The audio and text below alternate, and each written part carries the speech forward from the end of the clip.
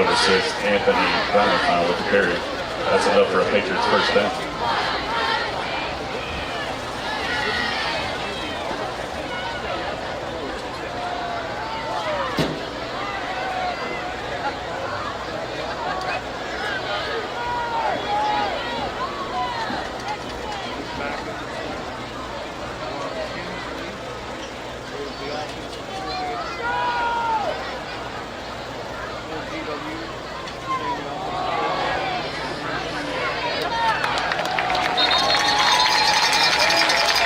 Pitch to Anthony Valentine for the Patriots, brought down by number 51, Braylon Ryder on the stop.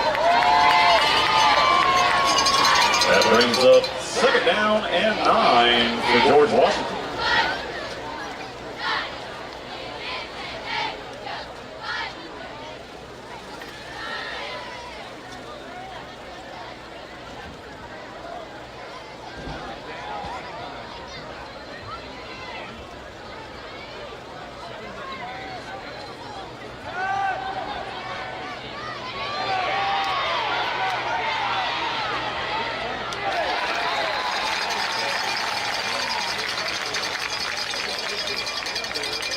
Number 11, Abe Fenwick on the carry, brought down by number 2, Curtis Jones. That brings up 3rd down and 9 for the Patriots.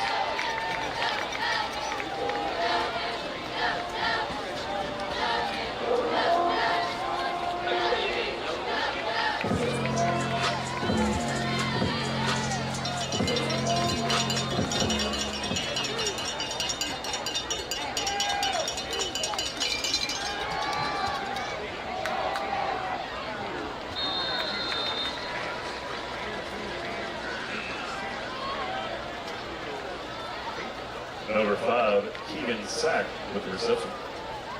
That'll be enough for a first down. It'll be first down and goal, Patriots from the 8-yard line.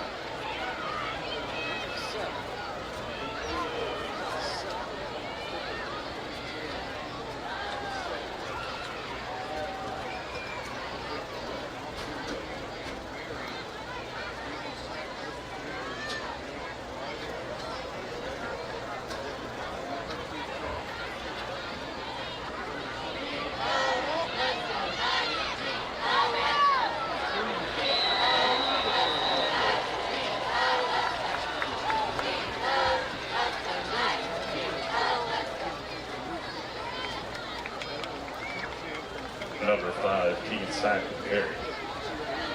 Number 51, Braylon Ryder with the stop. That brings up 2nd down and goal from the 1-yard line.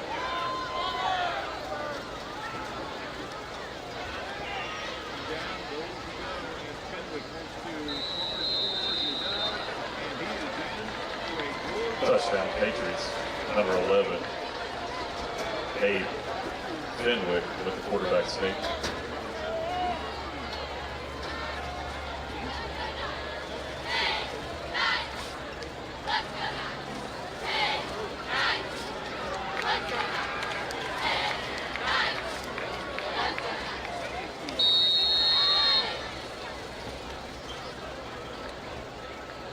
Still on me. He didn't have the score.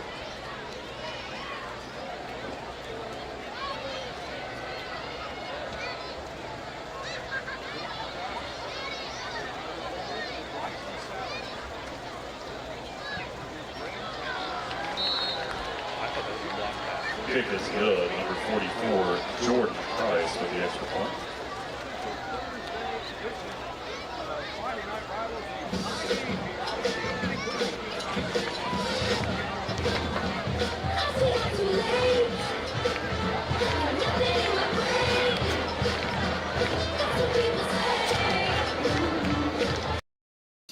The Marshall Orthopedics High School Game of the Week is presented by the Marshall Sports Medicine Institute. Fueled by your neighborhood Par-Mart store. If there's not a Par-Mart store near you now, there will be soon. And sponsored by Huntington Highway Safety Distracted Driving, Chase and Elkin State Farm, Tax Masters Pro Books, and Kid Sale.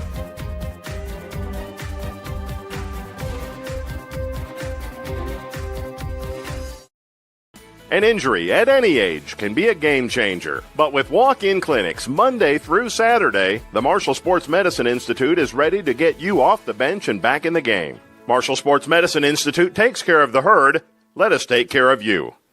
Did you know when you send or receive a text message, you take your eyes off the road for 5 seconds? At 55 miles per hour, that's like driving more than the length of a football field blindfolded. As a result, thousands of people die every year in crashes related to distracted driving.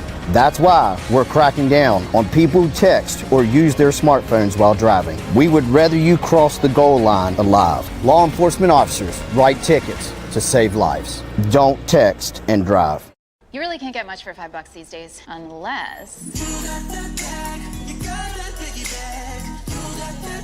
Is that a real song? I think she liked it. Your choice of sandwich plus all this for just $5 is worth celebrating. Choose wisely. Choose Wendy's Piggy Bank. Just a few moments ago. 7-7, getting ready to kick things off and start the next drive for the Knights. But kicking off first is Jordan Price for the GW Patriots. Short up man this time is going to take it in. That is Ray Williams. He's around the right side. He's going to be stood up at the 35-yard line and taken out of bounds over on the GW sideline. But that's where the Knights will set up their second offensive series of the night. Now, I'll tell you, on that first offensive play, definitely something we've never seen on film from a Midland team. They opened up 4 wide. They actually used their wingback and tailback. They had them in a slot position. So it was very confusing for the middle linebacker for GW to sort of figure out who they had a key on for a blocking scheme.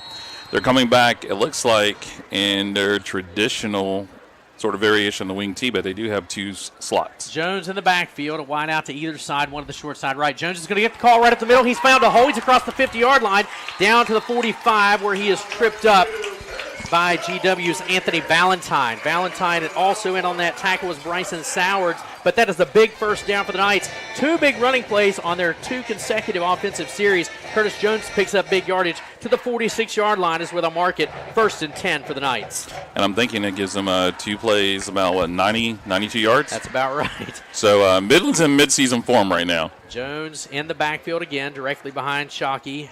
Man of the short side right. There's a pass attempt to the right side. It's intended over on the right side for, pick up that number for me, Ken. If you I think it was 0. Oh, it's Caden Pauley.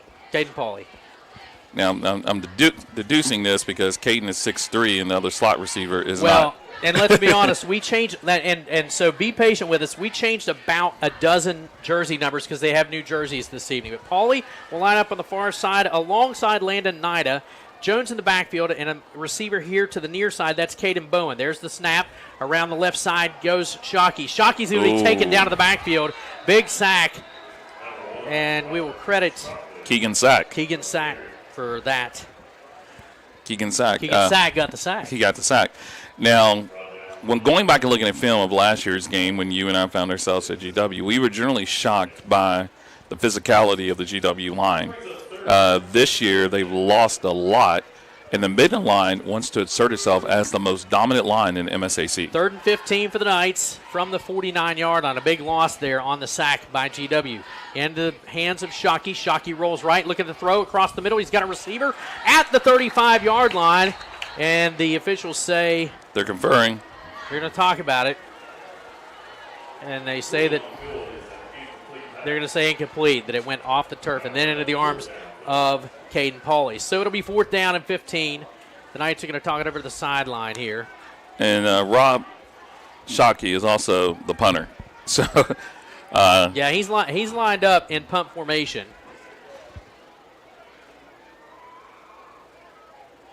And your deep man for the GW Patriots is Anthony Valentine. Shockey lines up. He's standing on about the 34-yard line. 4th and 15. 6:15 left in this first quarter. Into the hip pocket of Shockey. A high knuckleball punt will bounce at the 13-yard line. Headed for the end zone. Midland giving chase, and nope, it's going to bounce in. They had a shot at it. Just a step or two ahead of it as the ball rolls into the end zone. And the GW Patriots will take over after the punt from Shockey. It'll be 1st and 10 for the Patriots. 7-7 is your score. 6:05 left in this first quarter. We apologize for the technical difficulties here this evening, but we welcome you to the broadcast here on 97.9. Kent Bryson, Chris Tatum with you this evening. Jason Toy, our buddy, is out of town. We'll play the Freebirds formation again for the season, Kent, and you never know what you're going to get. Well, comes out the curtain, right? I'll tell you what we're getting right now is Midland is substituting personnel very freely in that linebacking and secondary core. So there's a new free safety who's entered the game, number 6, Zach Ramey. Back to work for this Patriot offense. They're 1st and 10 from the 20. Quarterback is in the shotgun, takes the snap, passes out to Valentine. He's at the 20, picks up a yard or two. Little dump pass by Abe Fenwick to Valentine. He'll pick up a yard, maybe a yard and a half. 2nd and 9 officially. 5:48. Clock rolls here in the first quarter. 7-7 is your score. Midland and GW knotted up here early in this one from the Castle. And when you sit down and sort of look at how this game has already gone, there's been a lot of rotation. You know, there's a new defensive coordinator from Midland, Coach Pratt, and coming into this game, he has changed the entire Midland defensive structure. So they're going with more 2 safety looks versus their traditional high single safety. Gotcha. Fenwick into the gun again, looking. Valentine serving as a blocking back. He fires down the field. He's got a receiver. It's almost intercepted by Shockey. The intended receiver was Bryson Sowards. It falls incomplete. Shockey with great coverage, as well as Caden Bowen down on coverage for the Knights. And it'll bring up 3rd down and 9. And we thought that we were going to have a game that was going to have high 90s at game time. Yeah. It kind of changed a little bit. It's still very humid.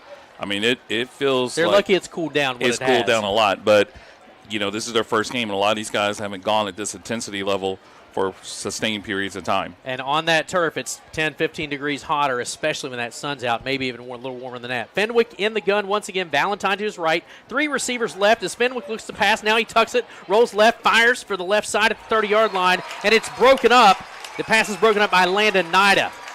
The intended receiver for the Patriots was Keegan Sack. It falls incomplete. It'll force 4th down from the 21-yard line. The Patriots will be forced to punt. And that's a pretty substantial defensive stop. If you remember last year's game, GW jumped on Midland and scored 3 touchdowns on their first, I think, 3 out of the 4 possessions. And so Midland was playing from behind. Well, this team ended up 9-3 last year. I mean, this is a good ball. This is a good ball team. Return a lot of great players, but Midland forced 4th down on that series, and now the Patriots will punt it away. And deep to receive for the Knights is Logan. Is that Logan Hobbs? No, I believe it's Jaden Branch. 20, Jaden Branch, you're right. That's a... Midland has to take a timeout. Yeah. So Midland will take a timeout. We'll take our first timeout as well at the 5:05 mark of the first quarter. 7-7 your score. Back with more on 97.9. An injury at any age can be a game changer. But with walk-in clinics Monday through Saturday, the Marshall Sports Medicine Institute is ready to get you off the bench and back in the game. Marshall Sports Medicine Institute takes care of the herd. Let us take care of you. Hi, this is JJ Roberts from Huntington, and when I'm back home, you will find me at my local Parmar store. We had that thundering herd pride at your local Parmar stores. We are over 200 stores strong and growing. Download the Parmar app for even more savings and sign up for the Parmar Rewards Card. Whether it's food, gas, or groceries, we have you covered. We are Marshall, and we are Parmar stores. If there's not a Parmar store near you now, there will be soon. You really can't get much for $5 these days, unless... Is that a real song? I think she liked it. Your choice of sandwich plus all this for just $5 is worth celebrating. Choose wisely. Choose Wendy's Piggy Bank. 5:05 left in this first quarter. Chris Tatum and Kent Bryson with you here on 97.9 The River. Cabell Midland and GW doing battle here in the first contest of the season on a Thursday night. They backed the game up to 8 o'clock this evening due to those heat concerns, and it's cooled down, but as Kent was saying before the break, it is very humid. The air conditioning was on in this press box for the longest time. It didn't have much effect, but the sun has gone down. The cloud cover has taken over, and the darkness has started to fall, so as has the temperature. Before the break, we're at 4th and 9 and preparing the GW punt for Jaden Branch. Branch is deep to receive, standing on his own 44-yard line. To kick it away, Jordan Price stands on his own 7. Price right into the hip pocket is the snap. Kick is a nice spiraling end-over-end punt. Bounces at the 50-yard line. It takes a Midland bounce back to the 42. GW will stop it at the 43, and that's where the Knights will take over great field position, starting at the GW 43-yard line. It looked like it was going to be a great punt, but took a huge bounce against the Patriots, so it'll be 1st and 10 for the Knights from the 43-yard line of the Patriots. And I tell you, in this particular grouping, I think Midland wants to kind of have a sustained drive here. You know, they hit pay dirt on the first play. They had pretty good start on their second series. This third series, I think they want to kind of control the tempo a little bit and drive. Yeah, I think that's a good point. And based on their explosiveness earlier, I think they need to get into a rhythm of some sort. They didn't find that in their last series. GW was able, and the Knights now will take over. Short side right and a wide out here to the near side left. There's a snap. The handoff goes right up the middle. That is Curtis Jones. He goes across the 40 down to the 36-yard line. A nice pickup for Curtis. It'll bring up 2nd down for the Knights. 4:40 clock rolls here in the first quarter. And I tell you, this Midland offensive line, like I said, it's revamped. It lost some players from last year. Yeah. Isaiah Hegley, Sean Rouse, but on what would be considered, you know, the sort of what we call the boundary side or short side of the field. Back to work for the Knights. Shockey in the backfield in this shotgun formation. He's going to keep it himself. He falls forward. He's close to the first down on the quarterback keeper.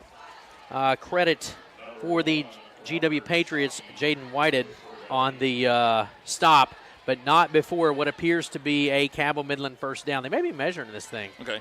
And back to what I was saying on this offensive line. They're going to move the chains. Surprisingly, Midland is starting 3 sophomore offensive linemen. Yeah. Apparently these kids have been in the weight room. They're much bigger than they were before. That would include 54, Mason Ramsey, who started from game 1. Ben Williams, who's a sophomore who came out of nowhere as far as Ramsey, who's dominated so far in this game.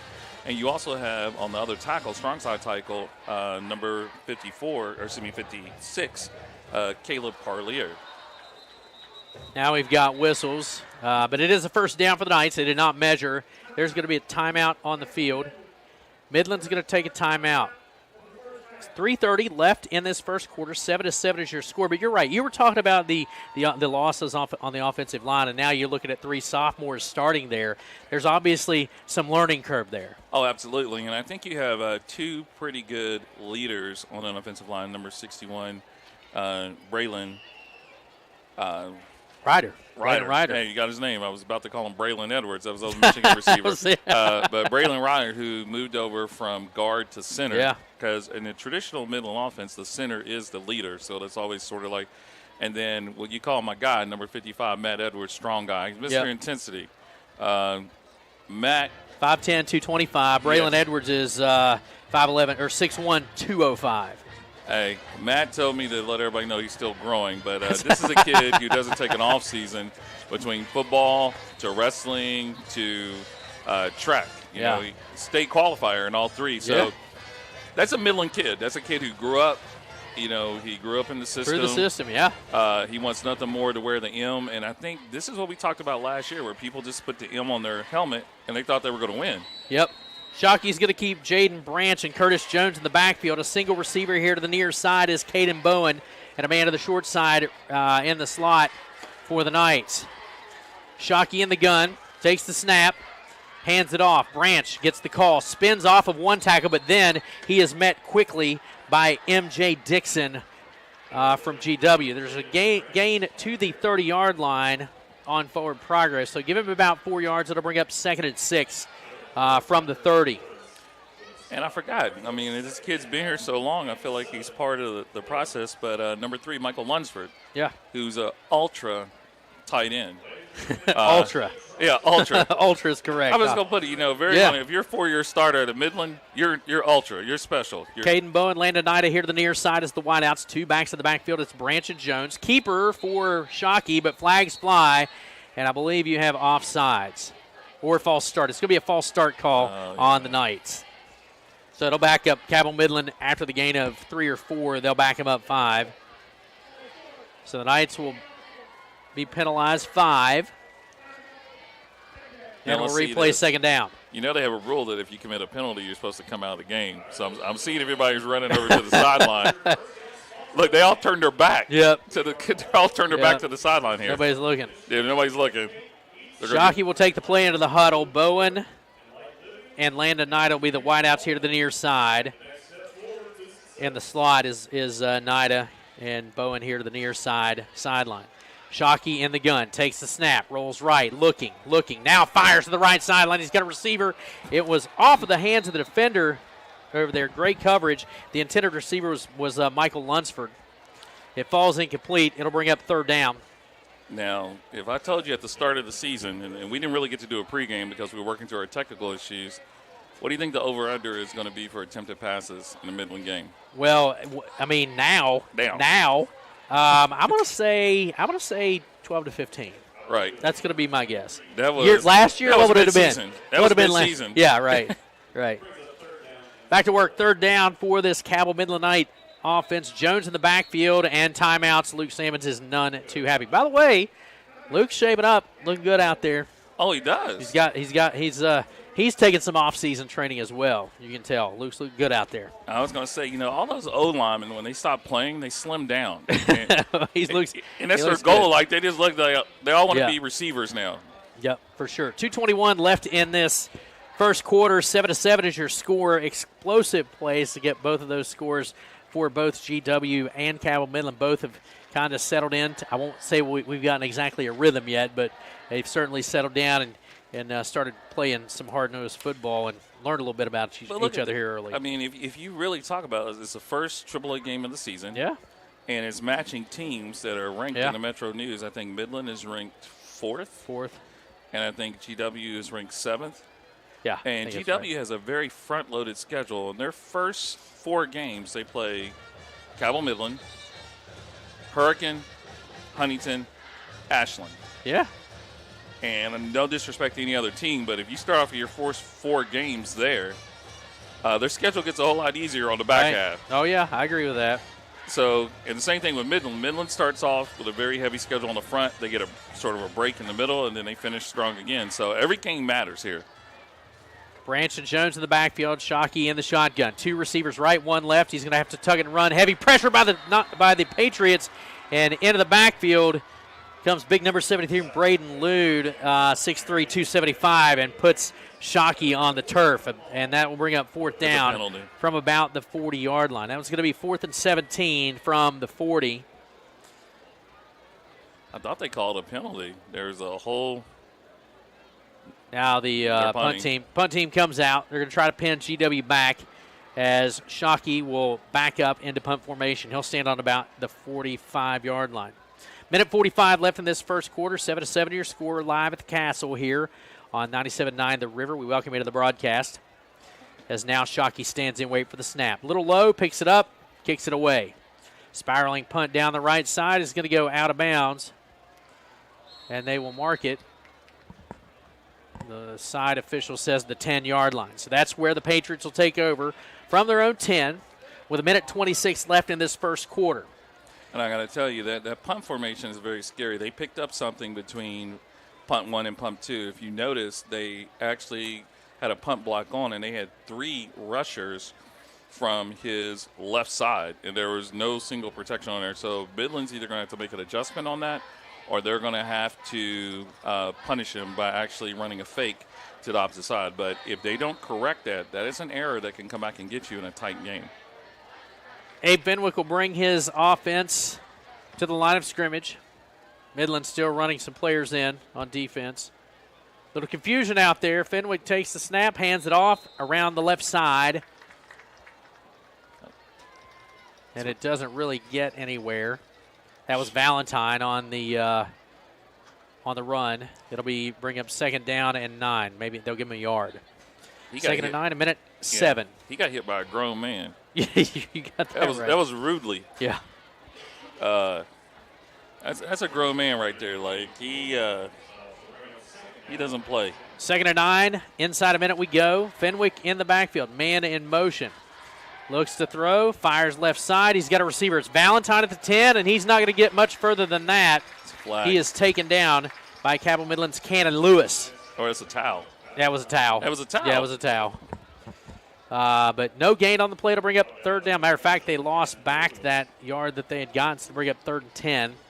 30 seconds left in this first quarter. 7-7 your score, with the Patriots facing a 3rd and 10 situation from their own 10-yard line. Now, this is where Midland likes to blitz. This is something you're going to see different. They're going to try to pick a gap and go between the guard and the tackle. And I think they're going to try to force Fenwick to go to his left side. I think they feel like he's very dominant when he goes to his right. And you can see he has receivers sort of lined up more towards the right. They're going to let the quarter roll to a close, and that will be the end of quarter number 1 of game number 1 of the 2023 season. We're going to go ahead and take a break. Your score 7-7. Patriots and Knights knotted up at the end of 1. We'll come back with much more Cabell Midland Knights football here on 97.9 The River. As mayor of Huntington, there's 3 things I promise everyone. A 20-year, 200,000-mile warranty, free maintenance, and the best price right up front with friends and family pricing. Dutch Miller Hyundai in Huntington is the place to get deals like 0% financing on Elantras, Konas, and Santa Fe's, or drive this venue for as low as $199 a month. No. It's Huntington. It's going to be the biggest thing since Santa Fe, maybe even Tucson. Hi, it's Tony Caridi. You know, our West Virginia military veterans are the last ones to ask for handouts, yet many of them are hungry. I invite you to watch a video that shows an amazing monthly program that helps feed our veterans in Beckley and Clarksburg. Huntington Bank and other partners would like to expand this program to other areas of our state, and we'd love for you to help.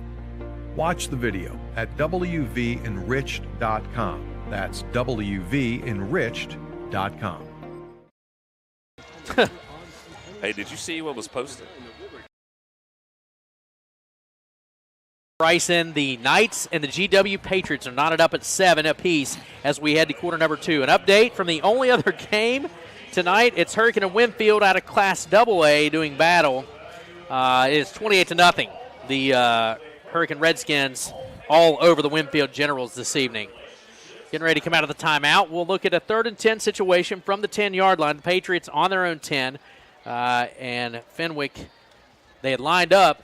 They showed their package. We'll see if they made any made any changes during the timeout between quarters. GW will break the huddle, as will Midland, and we'll get back to action. 3rd and 10 from the 10-yard line. 7-7 your score. 12 minutes on the clock. We are ready to start quarter number 2 here from the Castle. Chris Tatum and Kent Bryson with you. Our good buddy Jason Toy off on travel duty this week. So, like I said, Kent, we'll get the fabulous Freebirds formation, depending on who can be when. But you can guarantee somebody will be here. One of us 3 will be. 2 of us 3 will always be here. And let me just mention this because I don't get a chance to actually do this. Congratulations on the award that you and Jason won. And Lowell, man. Lowell. Oh, yeah. Man, Lowell's the man. Yeah. First of many that I'm sure you guys will get. High honors. Legal formation. And a false start. I didn't see a flag fly at all. Television? One too many on the field? Maybe it's television. Somebody's walking off. Or equipment. It was equipment maybe? Yeah, it's equipment. That's number 4. It is equipment. So we'll get back to work after they make the switch. It'll be 3rd and 10 from the 10-yard line for the Patriots. And number 5, Keegan Sack, has been very quiet. Look for him. Well, you said they like to blitz here. We're about to find out because they've got no deep man, so we'll see how much pressure they put out there now. Fenwick in the gun. Man in motion that time is Keegan Sack. There's a snap, fires to the left, to the right sideline, and he is hit hard. Fenwick got hit hard. Landon Nida in on coverage on Fenwick, as was Logan Hobbs, but it is 4th down. Now the Patriots will have to punt it on 4th and 10 from their own 10. I think Hobbs clotheslined him. it looked harsh. Yeah. I'll say that. It looked harsh. He took a shot. Hey, consider man-to-man. If you talk to anybody on this team, they will tell you Hobbs is probably the most intense player that they have. Jordan Price to punt it away from his own end zone. Deep to receive is Jaden Branch for the Knights. Price stands in wait on that snap. Play clock down to 5 and 4, 3, 2. There's the snap right in the shoulder pad. Now takes it, kicks it away. It's going to bounce at the 41-yard line and take a bounce across the 45 and stays in bounds to the 46 is where the Knights will take it. Again, great field position for the Knights. 11:43 on a rolling clock, or 11:43 on the clock here as we enter the second quarter. 7-7 your score. Midland will have great field position after the GW punt on the 46-yard line of the Patriots. All right, so let's just say it here. Midland needs a sustained drive. I know that they have been trying to figure out where they're going with this, but I think you're going to see a heavy dose of number 2. There's a rumor, Curtis Jones? Yeah, I think you're right. There's a rumor that number 27 is going to tote the rock as well. Shockey in the gun. 2 receivers to each side with Jones in the backfield. Takes the snap, hands it off. Jones pulls forward, and now to the right side. Shockey keeps it. Ooh. Shockey goes all the way to the 35-yard line. A big pickup. And a pickup good enough for a first down. A big chunk yardage for Shockey. 1st and 10 for the Knights at the 35-yard line. So an 11-yard pickup gives the Knights a first down. They'll move the sticks and get back to work. Curtis Jones in the backfield. Shockey in the gun. 2 wideouts to either side again. Shockey hands it off to this time. Curtis Jones right up the middle. He's got some room to run. Still running over Patriots. That last shoulder went into Savion Brown, but a big first down for the Knights as Jones gets all the way to the 16-yard line. He's good. Yeah, he's good. You're right about that. A big pickup at the 11:03 mark gives the Knights another first down. Ball rests on the 16-yard line. And a timeout will be taken on the field by GW. We'll take a timeout of our own. We'll come back with much more Knights football on 97.9 The River. Planning for a funeral is never easy, and selecting the right mortuary can be important. Family owned and operated for over 6 decades, our family has helped other families going through the most difficult time. Chapman's Mortuary and Crematory can help you plan arrangements today or offer a pre-need funeral plan in line with your intimate wishes. And now, we provide Huntington's only on-site crematory. Call us for a free consultation. Chapman's Mortuary and Crematory, serving the tri-state for over 60 years. I care. I care. I care. I care. I care. It doesn't matter how big or small your problem is. We want you to know that we're all in this together. At Cabell County Schools, we want everyone in our school community to know that they belong and that we care.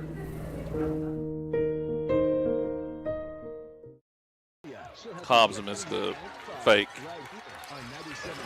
And, let's see, the call. Quarterback keeper from 16 yards out. He goes into the right corner of the end zone, and they're going to say he stepped out of bounds just before the goal line. On the 1 is where the Knights will have the football, but another first down for Cabell Midland as he picks up 15, needed 16 to hit pay dirt, but a nice run by Shockey.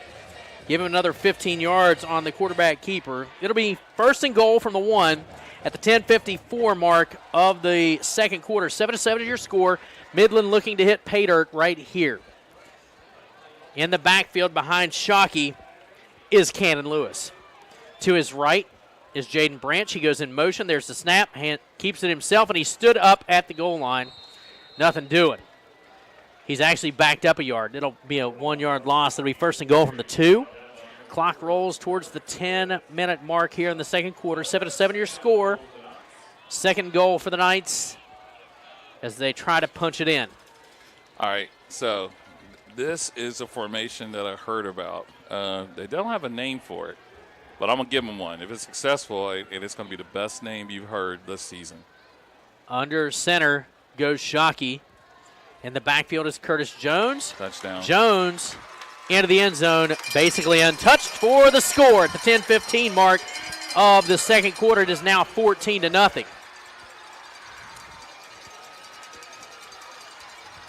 You ready? Yeah, go ahead. Lay it on me. We're going to call that the CNC Bruising Factory. Oh, I like it. Cannon and Curtis. I like it.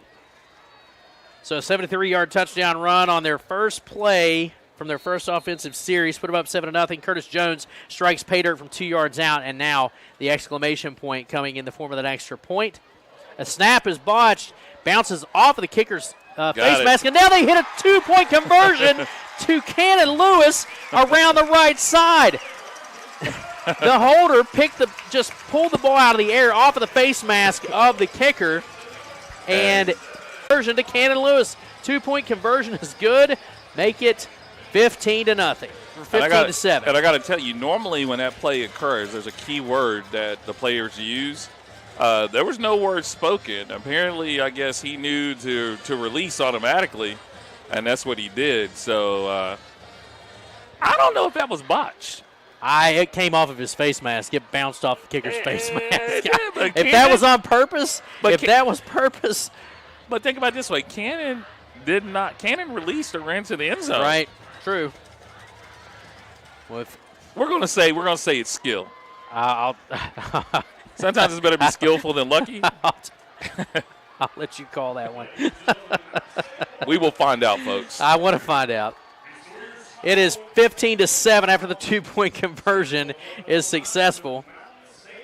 And now, putting the ball on the tee is Tony Hornbuckle. And he'll tee it up at the right side of the 40-yard line. Got 3 deep men, including Valentine, for the GW Patriots. And now it's going to be pooched over to the 30 and taken at the 31. Hauled in by Bryson Sowards. And that's where the Patriots will take over 1st and 10 after the Knights strike pay dirt on a 2-yard touchdown run by Curtis Jones and a 2-point conversion that was skilled, according to Kent Bryson, to make it 15-7. Hey, that may be another C in the CNC Bruising Factory. I like it. Caden Bowen. I like it. All right, so GW has pretty much up to this point has been contained. We didn't really talk about it, but the very first play of the game, GW hit on a very long pass play, and it was called back because it was a legal formation. But they haven't really tried to go deep since that first play. 2 wideouts to either side for the Patriots as Fenwick stands in the gun with Savion Brown in the backfield as the lone back. Fenwick waits on the snap, right into the hip pocket, hands it off to Brown, and he's hit quickly, but he breaks away from one tackle, and then he's going to be hit hard at the line of scrimmage, and making the initial hit and stop was Braylon Ryder. Ryder wrapped him up, and then he got finished off by a couple other red jerseys, and coming up limping a little bit is Landon Nida. He's going to come out. And you can't have a safety. Yep, you got that's going to be number 5 coming in for him. And we did change a bunch of numbers, like I said. J.J. Lewis. J.J. Lewis.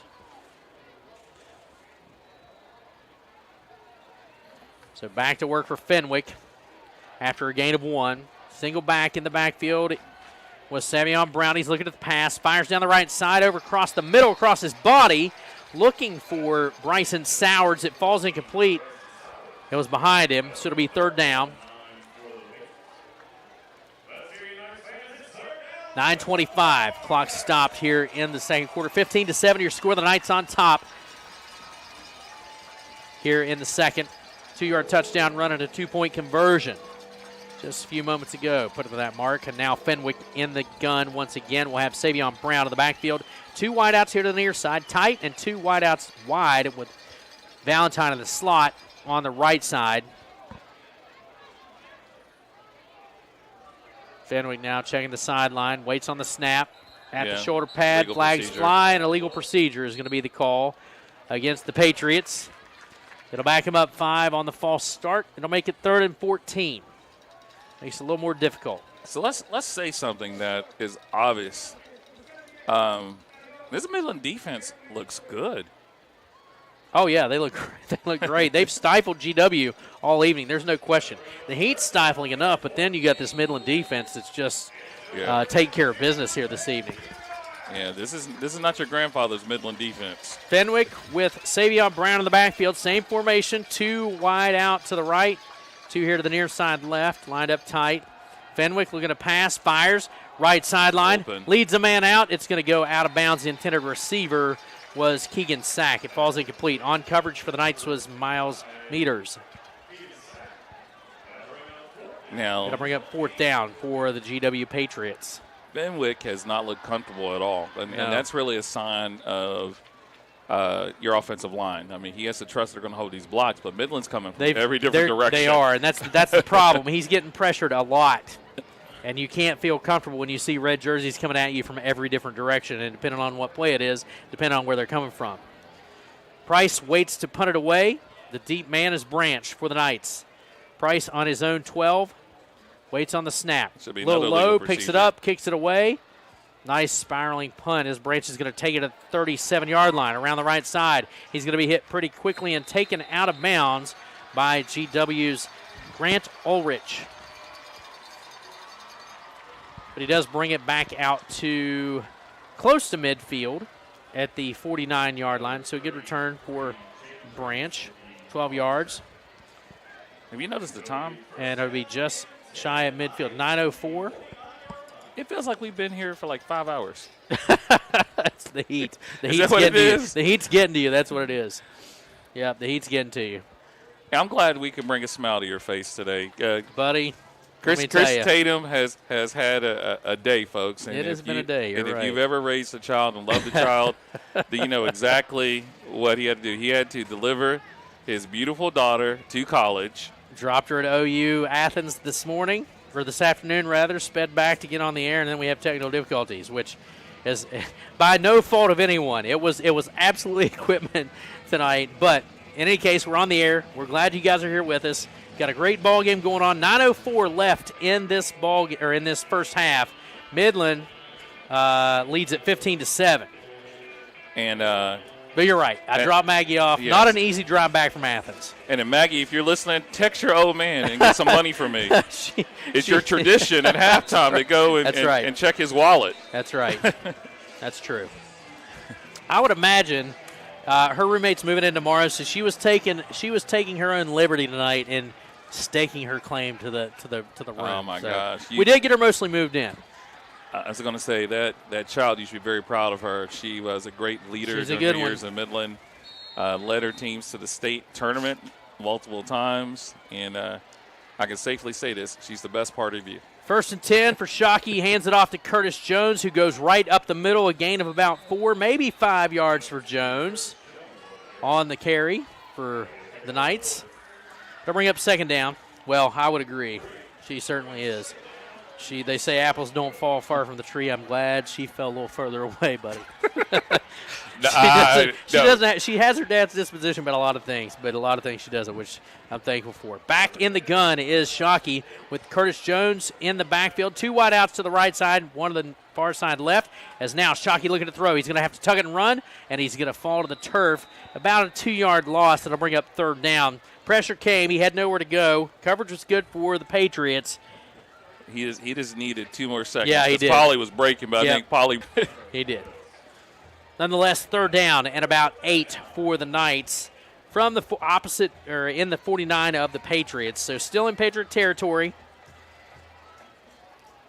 at the 49-yard line. Shockey talking it over. Caden Pauly hollering something in to the huddle. And now you've got other substitutions. Zach Ramey's in.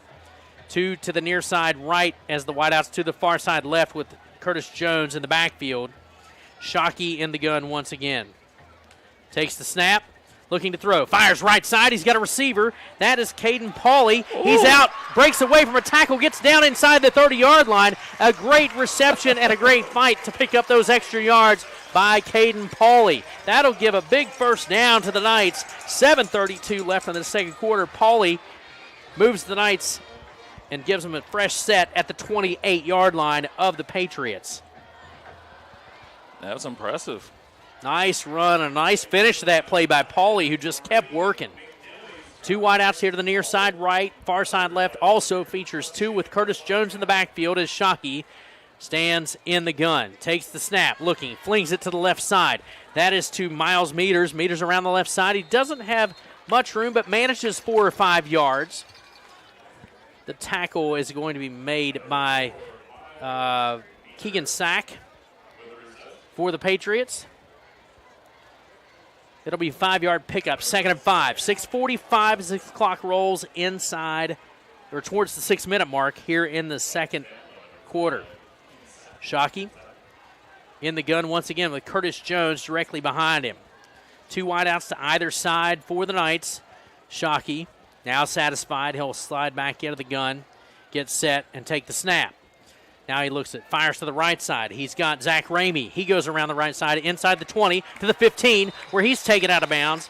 And the tackle's made by Gunnar Flores for the Patriots, but not before the gain to the 15-yard line and another Knights first down.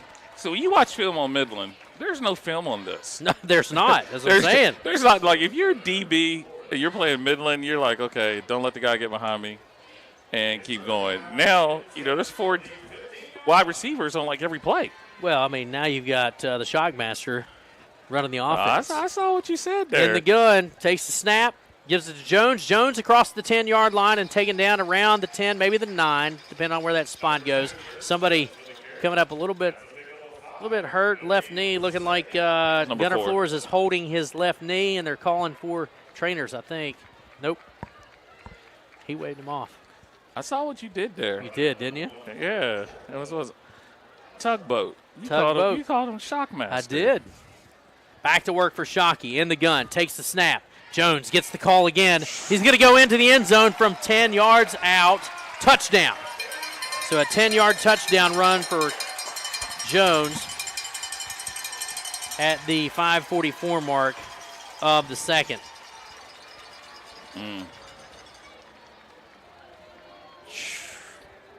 Boy, oh boy.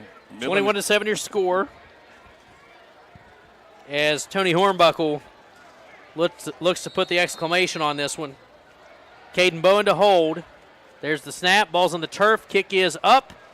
It is in and good with 5:44 left in this first half. Your score, Midland 22, GW 7. Back with more Knights football on 97.9 The River. Hey, when we come back, I want to talk about his grandfather. Changing world, one thing you can always count on is Walker Chrysler Dodge Jeep Ram in Hurricane. You know, Gene and Ryan built their business the old-fashioned way by making friends. There are no gimmicks or games at Walker, just honest, fair deals, and their method is so straightforward it may shock you. Friendly service and a huge selection of inventory with more arriving daily. When you're ready for your next vehicle, take the short 20-minute drive from Charleston or Huntington to Walker Chrysler Dodge Jeep Ram, just off the Hurricane exit of I-64. Walker Chrysler Dodge Jeep Ram, making friends one deal at a time.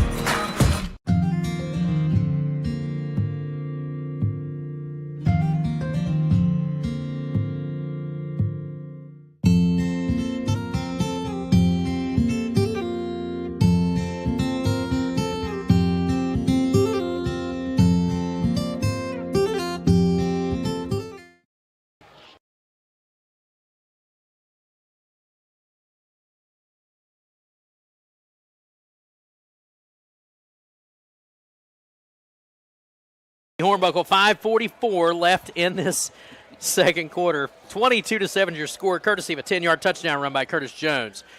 The kick is going to go to the 30-yard line where it is taken by GW's Grant Ulrich, and that's where the Patriots will take over 1st and 10. And I'd like to mention something. We had a very loyal viewer who listened to every game he attended. Every event that his grandson was in. Tony Hornbuckle lost his grandfather this summer, Ed Lee Hornbuckle, who was a wonderful man. Yeah. He was a very staunch member of the tri-state community, involved in a lot of things. And so, Granddad, that kick was for you. Back to work for the GW Patriots. And Fenwick, under center he goes, takes the snap, hands it off. This time the give is to Keegan Sack. He tries to go around the right side, and he is covered up by a bunch of Cabell Midland jerseys. Meters is there. You can also credit Nida was in there. Ray was in. You can name probably half of the defense. I think they had a defensive meeting. That was a linebackers meeting. They did. You're right. A loss of 4 brings up 2nd and 14. 5:21 as the clock rolls towards the 5-minute mark of the second quarter.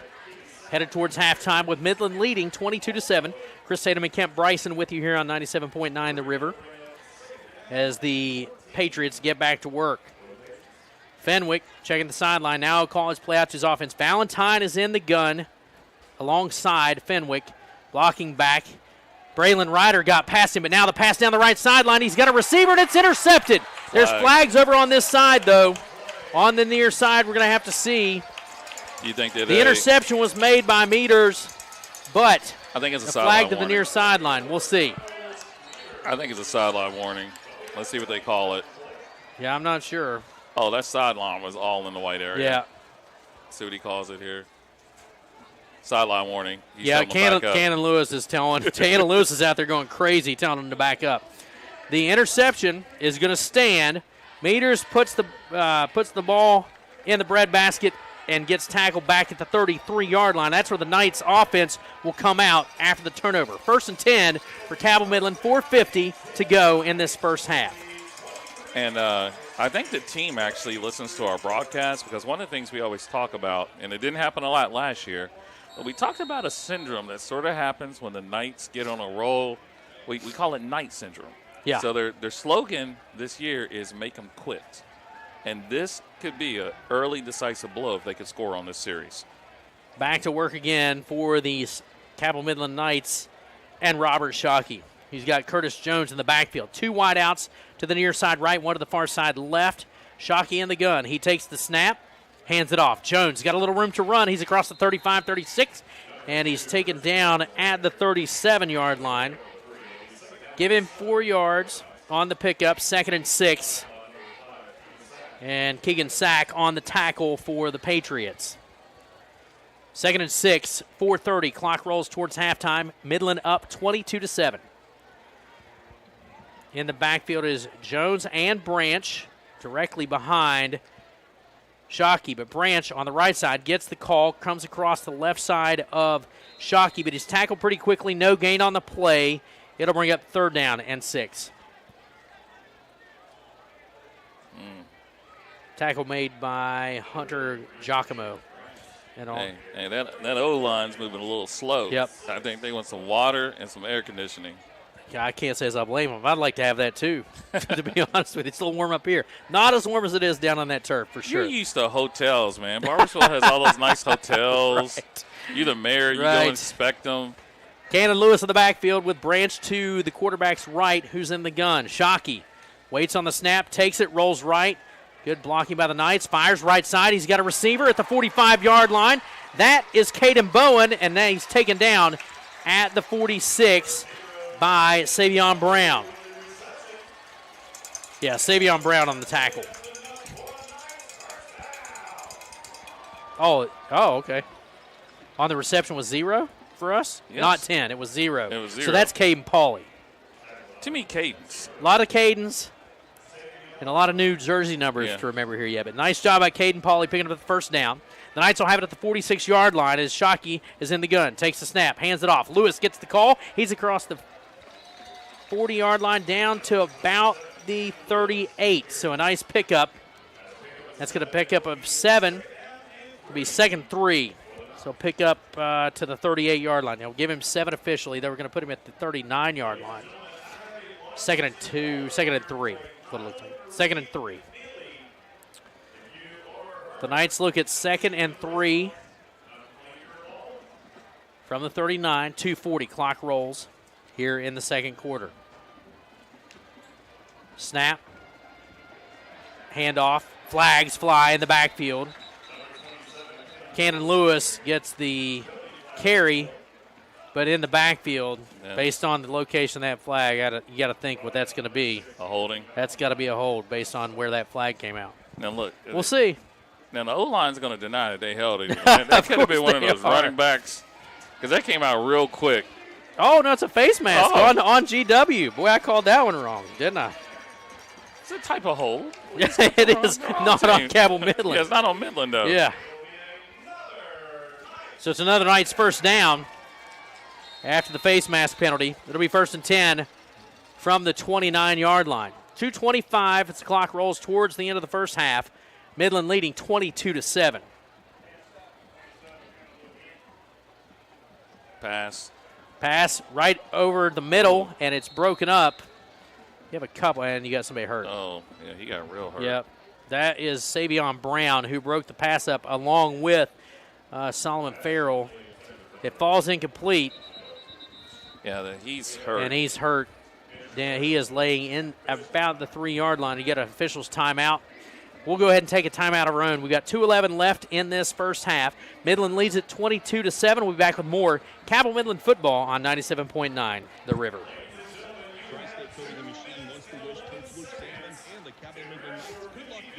An injury at any age can be a game changer. But with walk-in clinics Monday through Saturday, the Marshall Sports Medicine Institute is ready to get you off the bench and back in the game. Marshall Sports Medicine Institute takes care of the herd.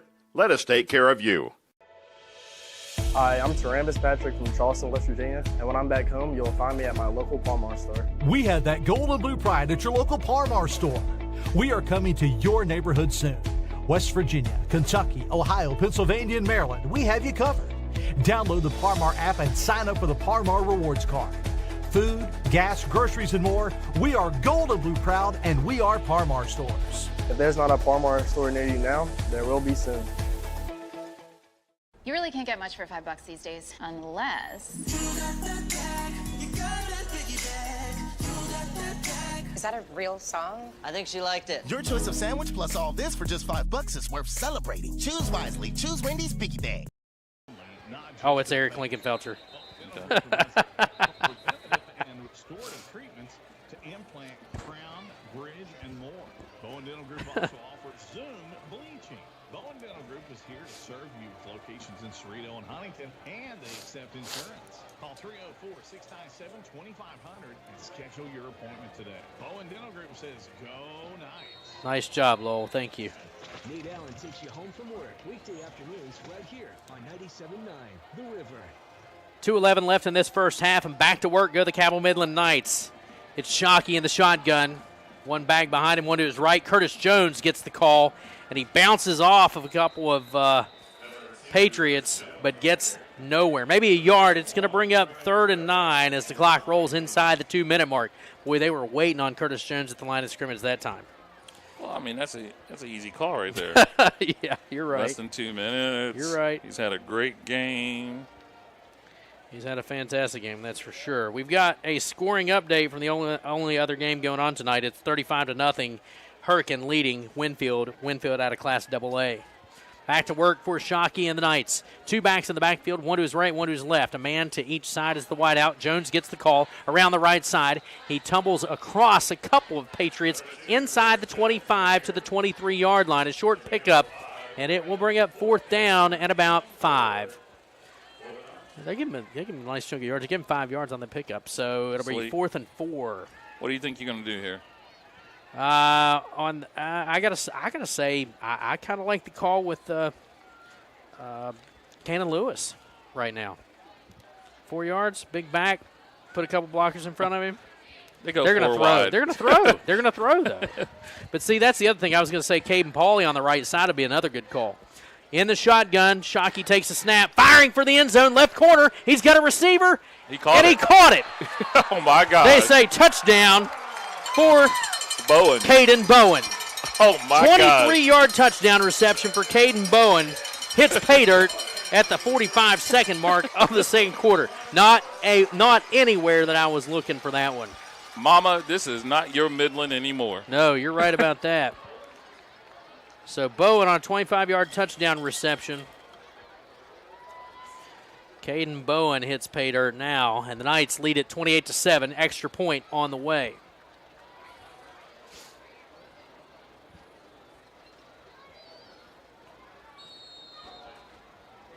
They're going and for they're 2. going for 2. Looks like they're going for 2. It does indeed. That's odd.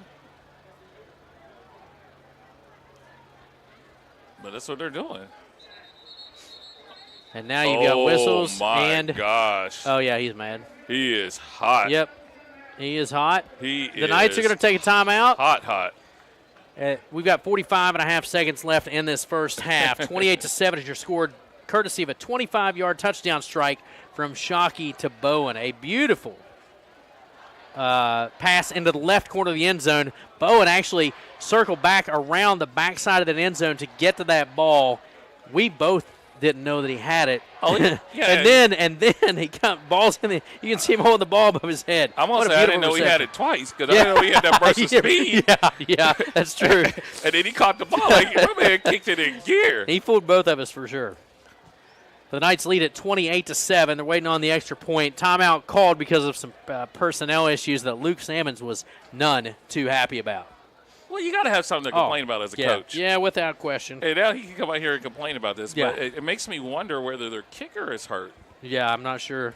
Because this is a very odd where is time. he? 36, right? Yeah, it's 36. I guess we'll see if he comes out on the kickoff. Yeah. But they are lining up to go for two. Curtis Jones in the backfield, as is Jaden Branch, to the right side of Shockey. Two wideouts right side as well. Rolling right is Shockey, fires for the end zone, and they say he scooped it. Oh, he scooped it? Say he scooped it. It'll fall incomplete. 2-point conversion fails, and your score 28-7 in favor of the Knights. So the 2-point conversion fails that time. Kicker's coming out. Wonder what that was about. I got to say that somebody made a call that they really either wanted to see something on film or, you know, it was kind of sometimes you play a hot hand. He saw something that he liked. Yeah, something. Because that's an odd call. That is a very odd call. I mean, 1 point gives you an advantage. Oh, yeah, without a doubt. We got 45.5 ticks left on this clock in the first half. Your score is 28-7 in favor of the Knights. It was a 25-yard touchdown reception from Shockey to Caden Bowen. An absolute beautiful pass play into the back corner of the left side of the end zone. Hey, ladies and gentlemen, if you get a chance to come and see this kid play, he's exciting. Is good. He's exciting. Yep, he's exciting for sure. And like you said, teeing it up is Tony Hornbuckle.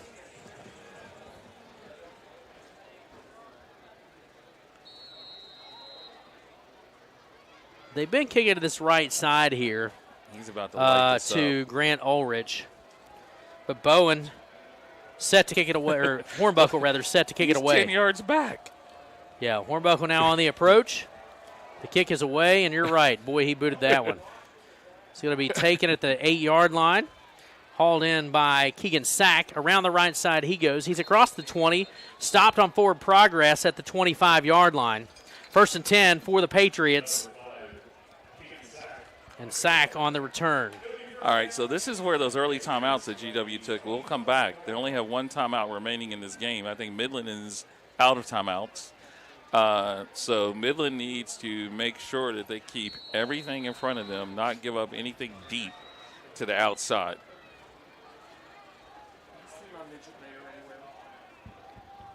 Back to work for this GW Patriots offense. Fenwick in the gun, or under center rather. He's got two backs in the I formation. They're going to take a knee. Did they get a flag? I'm not sure. He put a knee down immediately after the snap. I'm not real sure. What's the call? You got Valentine in the backfield and also Sack in the backfield. I'm not sure what they're sorting out here. But it's going to be 2nd and 10 because the quarterback did take a knee. Oh, they're going to let it roll to the end of the. They're going to let it roll to the end of the half. Okay. So we've got 15 seconds left, and game clock will not start back. So we will go to halftime as we let those last 5 or 6 seconds roll off. Okay, I'm just going to say this. That's been the best half of football. It was a great half of football in a long time. It was a great half of football for the Knights, and as a matter of fact, they lead it 28-7 at the end of the first half. We will come back with halftime scoring summaries, statistics. We'll also check in on the Hurricane Winfield game and much more on the halftime report when we come back here with Cabell Midland Knights football on 97.9 The River. Hey, Lowell. The Marshall Orthopedics High School Game of the Week is presented by the Marshall Sports Medicine Institute. Fueled by your neighborhood Par-Mart store. If there's not a Par-Mart store near you now, there will be soon. And sponsored by Huntington Highway Safety Distracted Driving, Chase & Elkin State Farm, Tax Masters Pro Books, and Kid Sale.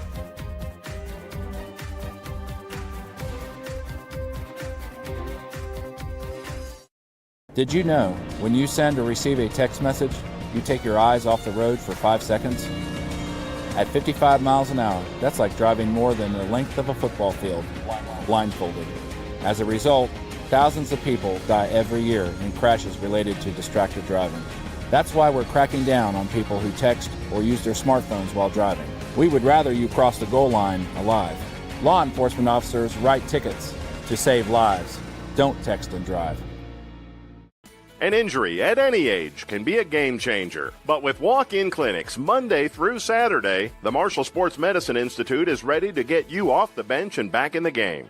Marshall Sports Medicine Institute takes care of the herd. Let us take care of you. Hi, I'm Doug Nestor. I'm from Canova, West Virginia. And when I'm back home, you can find me at my local Par-Mar store. We have that gold and blue pride at your local Par-Mar store. We are coming to your neighborhood soon. West Virginia, Kentucky, Ohio, Pennsylvania, and Maryland, we have you covered.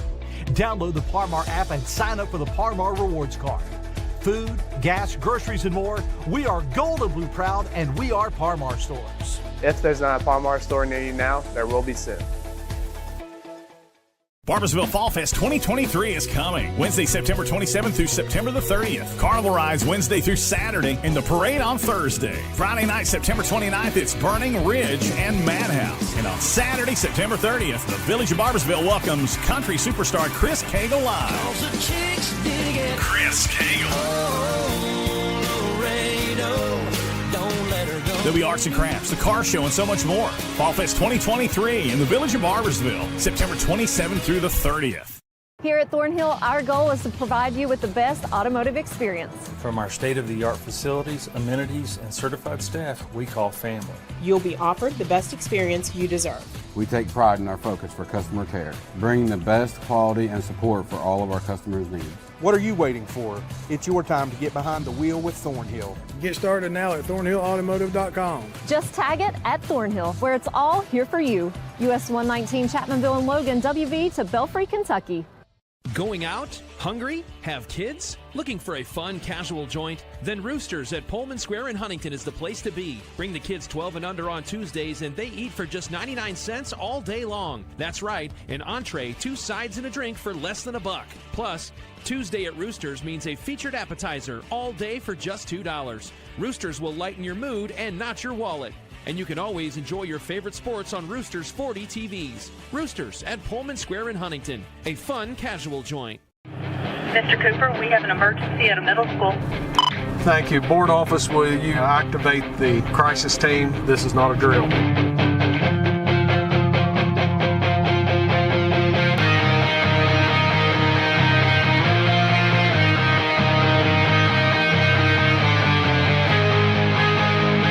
In Cabell County Schools, we are ready, alert, and aware.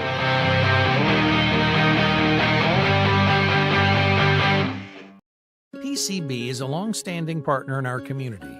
We're your neighbors, your teammates, and your friends, and we want to be your banker. We're a team of experienced professionals focused on the personal, residential, and business needs of our community. We make decisions locally, quickly, and with your best interest in mind. We care about you, your family, your business, and your goals. We're PCB, a proud community bank. Open an account with us today. He can see that both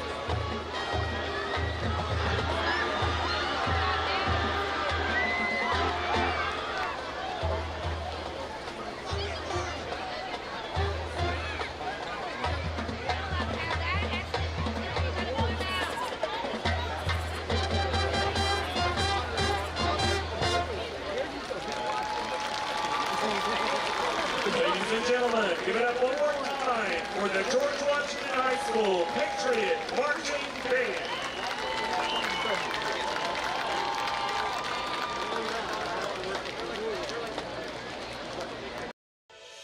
Hi, I'm Wyatt Milam. I'm from Canova, West Virginia. When I'm back home, you'll find me at my local Par-Mar store. We have that gold and blue pride at your local Par-Mar store. We are coming to your neighborhood soon. West Virginia, Kentucky, Ohio, Pennsylvania, and Maryland, we have you covered. Download the Par-Mar app and sign up for the Par-Mar rewards card. Food, gas, groceries, and more, we are gold and blue proud, and we are Par-Mar stores. If there's not a Par-Mar store near you now, there will be soon.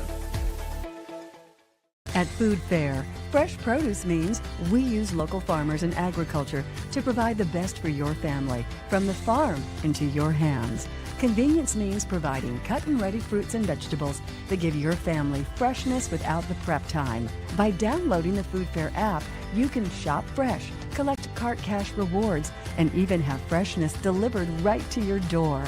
Download the Food Fair app today and start shopping. Food Fair, conveniently fresh. Here at Thornhill, our goal is to provide you with the best automotive experience. From our state-of-the-art facilities, amenities, and certified staff we call family. You'll be offered the best experience you deserve. We take pride in our focus for customer care, bringing the best quality and support for all of our customers' needs. What are you waiting for? It's your time to get behind the wheel with Thornhill. Get started now at thornhillautomotive.com. Just tag it at Thornhill, where it's all here for you. US 119 Chapmanville and Logan, WV to Belfry, Kentucky. Going out? Hungry? Have kids? Looking for a fun, casual joint? Then Roosters at Pullman Square in Huntington is the place to be. Bring the kids 12 and under on Tuesdays, and they eat for just 99 cents all day long. That's right, an entree, 2 sides, and a drink for less than $1. Plus, Tuesday at Roosters means a featured appetizer all day for just $2. Roosters will lighten your mood and not your wallet. And you can always enjoy your favorite sports on Roosters 40 TVs. Roosters at Pullman Square in Huntington, a fun, casual joint. An injury at any age can be a game changer. But with walk-in clinics Monday through Saturday, the Marshall Sports Medicine Institute is ready to get you off the bench and back in the game. Marshall Sports Medicine Institute takes care of the herd. Let us take care of you. Cabell County Schools has a zero-tolerance policy for bullying, harassment, and intimidation. We're excited to provide the Stop It mobile app for our students. Stop It has 2 powerful features. Students may report incidents or talk directly to school officials. Cabell County students have the power to end harmful and inappropriate online or physical bullying. You can download the app from Apple or Google Play. Together, we can create a safer, kinder school community. Did you know when you send or receive a text message, you take your eyes off the road for 5 seconds? At 55 miles per hour, that's like driving more than the length of a football field blindfolded.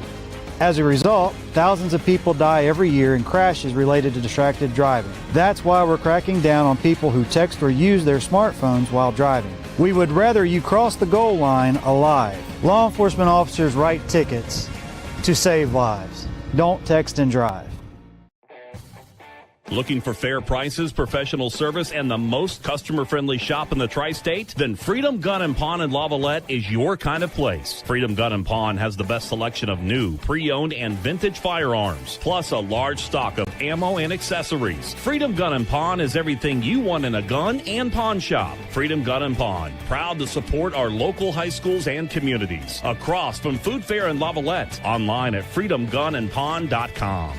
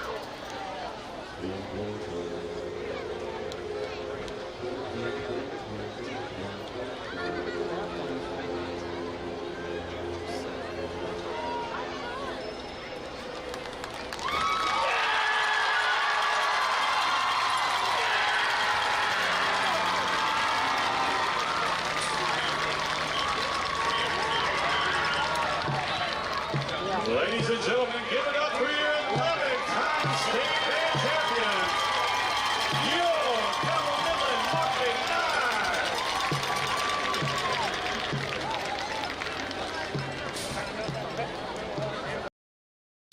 9. The Marshall Orthopedics High School Game of the Week is presented by the Marshall Sports Medicine Institute. Fueled by your neighborhood Par-Mar store. If there's not a Par-Mar store near you now, there will be soon. And sponsored by Huntington Highway Safety Distracted Driving, Chase & Elkin State Farm, Taxmasters Pro Books, and Kid Sale.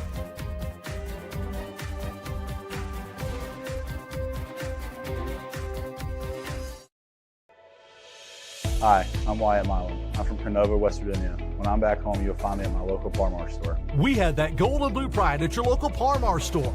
We are coming to your neighborhood soon. West Virginia, Kentucky, Ohio, Pennsylvania, and Maryland, we have you covered.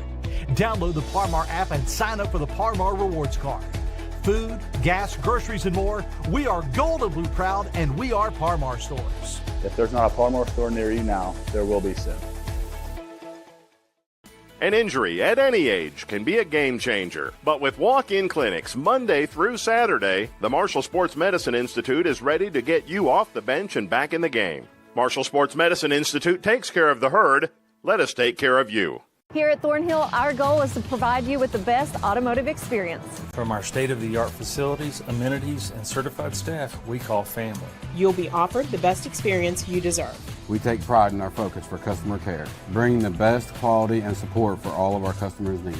What are you waiting for? It's your time to get behind the wheel with Thornhill. Get started now at thornhillautomotive.com. Just tag it at Thornhill, where it's all here for you. US 119 Chapmanville and Logan, WV to Belfry, Kentucky. PCB is a long-standing partner in our community. We're your neighbors, your teammates, and your friends. And we want to be your banker. We're a team of experienced professionals focused on the personal, residential, and business needs of our community. We make decisions locally, quickly, and with your best interest in mind. We care about you, your family, your business, and your goals. We're PCB, a proud community bank. Open an account with us today. Planning for a funeral is never easy, and selecting the right mortuary can be important. Family owned and operated for over 6 decades, our family has helped other families going through the most difficult time. Chapman's Mortuary and Crematory can help you plan arrangements today or offer a pre-need funeral plan in line with your intimate wishes. And now we provide Huntington's only on-site crematory. Call us for a free consultation. Chapman's Mortuary and Crematory, serving the tri-state for over 60 years.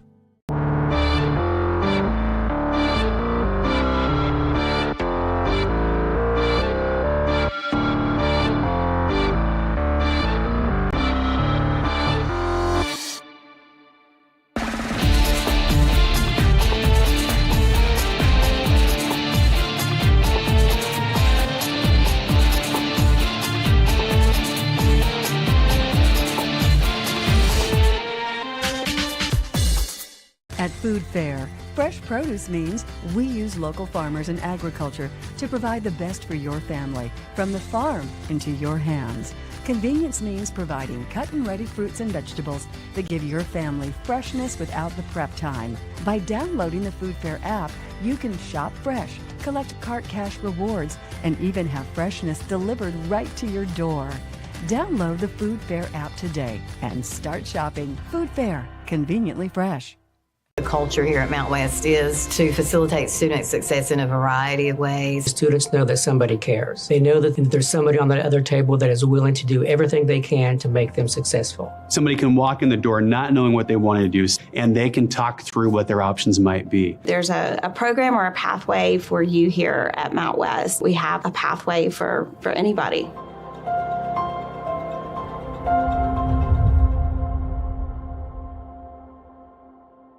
Took the ball, so it'll be GW ball to start the second half of action here.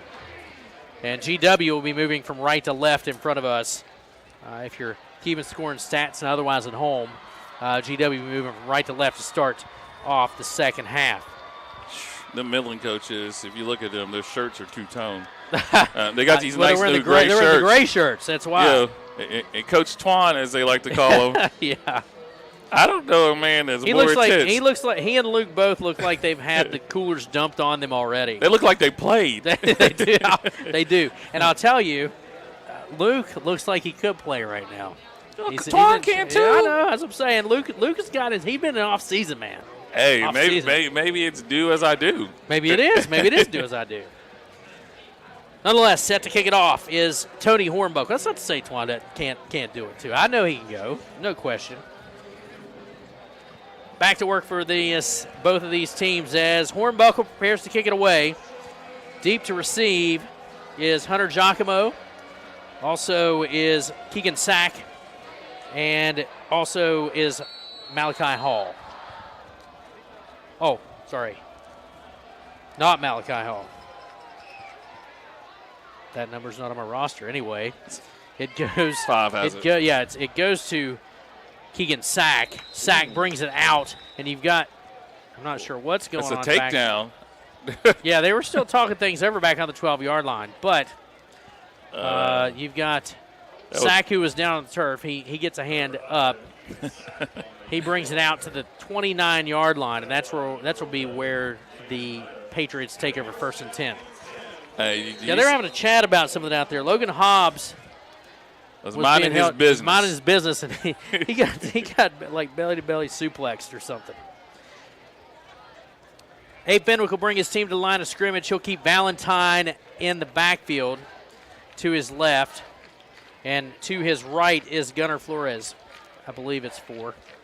Yeah, there's 2 new free safeties in the game. And then the man in motion is Keegan Sack. There's the snap, looking to throw, firing towards the sideline, into the hands of Keegan Sack at the 35-yard line. Pass is caught, and it's going to be good for about 6 or 7 yards, brings up 2nd down. Now, I'll tell you, Midland has come out with a different defensive set. They actually have 2 new safeties and a new corner, as well as a new linebacker. I don't know whether the defensive coordinator is trying to preserve personnel, but as you can see here, they're doing something different. They're now going to 2 backs. GW is, where primarily they were just 1 back in the first half. It is Flores and Valentine in the backfield alongside Fenwick, who's in the shotgun. He'll take the snap, hands it off. Valentine gets the call. He's got some room around the right side of the line, finds a hole. He gets the 1st down and more to about the 44-yard line. And he's taken down by Caden Bowen. And also on that stop was Cannon Lewis. 1st and 10 for the Patriots. Get a little ball movement to the 44-yard line. 11.5 to go in this 3rd quarter. 28-7 is your score. The Knights lead it here on the opening night of high school football of the 2023 season. Back to work for Fenwick. Same formation. 2 wide out to the left side, here to the near side. 1 to the far side right. 2 backs to the backfield. It's Flores and Valentine. Valentine gets the call again. Finds the same hole. Rocks his way across the 45 to the 49-yard line. And Valentine will pick up about 5 on the play. It'll bring up 2nd and 5. Now, if you're Midland at this particular point, you can't afford to give up a quick touchdown to start the second half. So they're going to have to kind of increase the intensity a little bit. This is still a game. Fenwick now checking the sidelines with the same 2 backs in the backfield. He's going to change the play at the line of scrimmage. Now he'll settle into the backfield from the shotgun formation. A wide out to either side. 1 here to the near side of the slot, so 2 wide outs here to the near side. 1 to the far side right for Fenwick. He takes the snap, looking to pass, fires left side. He's got a receiver at the 40-yard line. It's caught. And on the reception is Hunter Giacomo. On the stop for Midland was Caden Bowen. Also credit Elijah Pratt for the Knights. But it's the 1st down for the Patriots at the 39-yard line of the Knights. Rolling towards the 10-minute mark of the 3rd quarter. The Patriots moving the ball. Fenwick from the gun. Same formation again. 2 wide outs here to the near side left. 2 backs in the backfield. Valentine in the backfield a little bit behind Fenwick, he takes the snap, hands it off to Valentine. He's got room to run around the right side, and he's run out of bounds at around the 26 or 27-yard line. Credit Caden Bowen over there also in on that stop, or was Trace Adkins. Also over there was Ray. Gosh, there was a lot of red jerseys that came from far away to put Valentine out of bounds. 9:52 on the clock as the Patriots now check the sideline.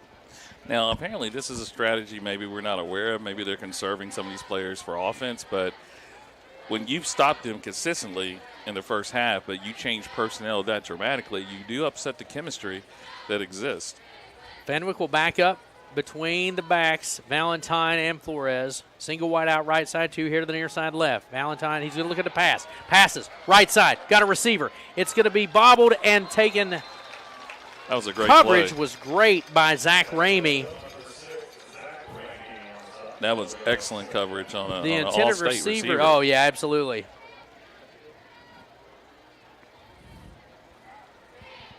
Pass falls incomplete right at the goal line. Batted away. Great coverage for the Knights. They're still going with Yeah, Keegan Sack's checking the sideline over there. He was the intended receiver, by the way. I didn't finish my statement. Keegan Sack was the intended receiver. He'll line up as the wideout to the far side. Two wideouts here to the near side left with two backs in the backfield. Valentine to the left of Fenwick. Now Fenwick, heavy pressure, dump pass. Valentine can't get his hands on it. Just overthrew Valentine by a little bit, but heavy pressure came by Cannon Lewis for the Knights. He was in there in a hurry. he was in between the 1 and the 1, man. He put that helmet. Yeah, you could see the fear in the eyes of Abe Fenwick for sure. Third down, 10 to go from the 26-yard line for the Patriots as Fenwick now checks the sideline. Flores and Valentine will remain in the backfield. Here to the near side is Hunter Giacomo. Far side is Keegan Sack. And in the slot here to the near side will line up Bryson Sowers. In the gun once again is Fenwick. He'll take the snap. Looking to pass. Pressure comes. He fires left side looking for Sack again. Sack calls it in inside the 5-yard line of the 4. The pass is caught at the 4-yard line. I tell you, 22 yards on the reception and a first down. And that was all on Sack. That adjustment that he made. Yes, he did. Because he was in double coverage. He's been bracketed the entire game in double coverage. And what they actually did in that particular play is that he allowed the coverage to blanket him, and at the last minute, he took that cut. He did a nice job hauling that one in for the first down. It'll be first and goal from the 4-yard line Midland's for the Patriots. missing a player. They're going to have to take a timeout. Boy, that's not going to make somebody happy on the sideline. 2 ran off. 8 seconds on the play clock. And they're going to run it. There's a snap. Valentine gets the call. And that was He's the into play. the end zone. 2-point conversion is good. No, touchdown. Oh, touchdown rather. Sorry. Touchdown. Valentine on the 2-yard run, or 4-yard run, at the 8:58 mark of the third. Yeah. So Valentine strikes on a 4-yard touchdown run. Somebody's going to be in trouble when they come to the sideline. And now the extra point on the way from Price. Price will line it up. And to hold is Bryson Sowers.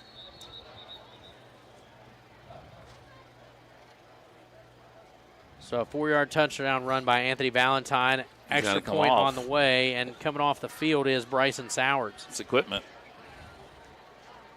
Oh, it's equipment again. It is equipment, same guy. Yeah, yes. So now they'll run somebody in from the sideline. This could be crucial. I mean, the timing between a kicker and a holder. I mean, the holder is going to call the cadence.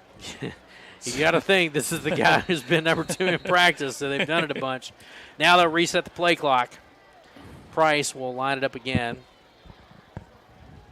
New holder on the field. Price now waits on the snap. Ball's down. Kick is up. It is in and good with 8:58 left in the third quarter. It is Midland 28. Now the Patriots 14. We'll come back with more action here from the Castle on 97.9 The River. Little general stores and An injury at any age can be a game changer, but with walk-in clinics Monday through Saturday, the Marshall Sports Medicine Institute is ready to get you off the bench and back in the game. Marshall Sports Medicine Institute takes care of the herd.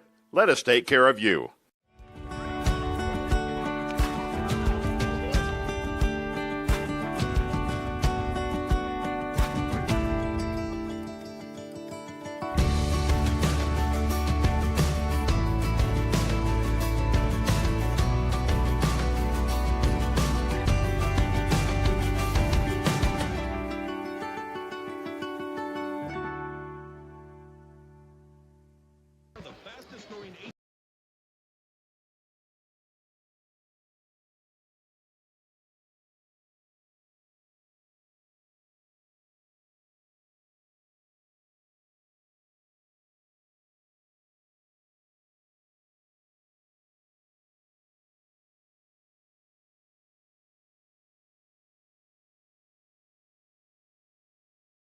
Yard touchdown run by Anthony Valentine to pull GW within 2 scores. It is now 28-14. They had to replace their first string holder Bryson Sowards because of equipment issue. Holder comes in, does his job. Extra point goes on the board and is 28-14. Valentine hits pay dirt from 4 yards out of the 8:58 mark of the third quarter, and now Price will kick it away for the Patriots. It's going to be Jaden Branch deep to receive. And they did line up on the wrong side because everybody's running this way. Jaden Branch, Curtis Jones will be deep for the Knights, as will Landon Nida. So Nida and Branch will be the deep men. Curtis Jones and Cannon Lewis are the up men at the 20. So Branch and Nida at their own 5-yard line, waiting on Price to kick it away. 8:58 left in this third quarter. Midland leads it 28-14, and back to work we go. Kick it away is Jordan Price, the 6'1 junior. Stands in formation. Patriots in motion. Knights wait on the kick. Pooches it over to the 32, where it's taken in by Cabell Midland's Aiden Ray, and they will start at the 32-yard line. The Knight offense will make their way back out of the field. And that was a really good fair catch from a player who's just getting varsity action. I mean, call himself being put on the spot when that ball went up. Special teams, quarterback, and defensive back, but he's a sophomore. 6'10", 180. So, yeah, you're right. 32-yard line is where the Knights will start out. 8:56 in the third. The Knights offense now back on the field. Robert Shockey on the way. He'll put Curtis Jones in the backfield and Jaden Branch to his right. Bowen in the slot. Here to the near side is Caden Pauley. Curtis Jones gets the call. Boy, did he run over top of 2 white jerseys. And Curtis Jones actually ran over Keegan Sack. Picks up 4 yards, 2nd and 6. But, boy, did you hear the pop. I did, and actually GW has changed their defense. They're going with almost a 4-4 zero coverage. They're not playing with a free safety. They're just going to have middle. They're going man-to-man here. 2nd and 6 for the Knights. Same formation, 2 wideouts right, 1 left with Branch. He'll get the call this time around the left side. He's got room to run, and he has a blocker in the open field. Keegan Sack actually hits him, and finishing it off was Solomon Farrell. But Sack is... He's got to be cramped on that one, the way he was laying there. But a big run for Jaden Branch. This kid is... no, he didn't. All the way to the GW 44-yard line. And now that's not good. We've got a timeout on the field, and we'll take a timeout of our own. We'll come back with more Knights football on 97.9 The River. What happened? An injury at any age can be a game changer, but with walk-in clinics Monday through Saturday, the Marshall Sports Medicine Institute is ready to get you off the bench and back in the game. Marshall Sports Medicine Institute takes care of the herd.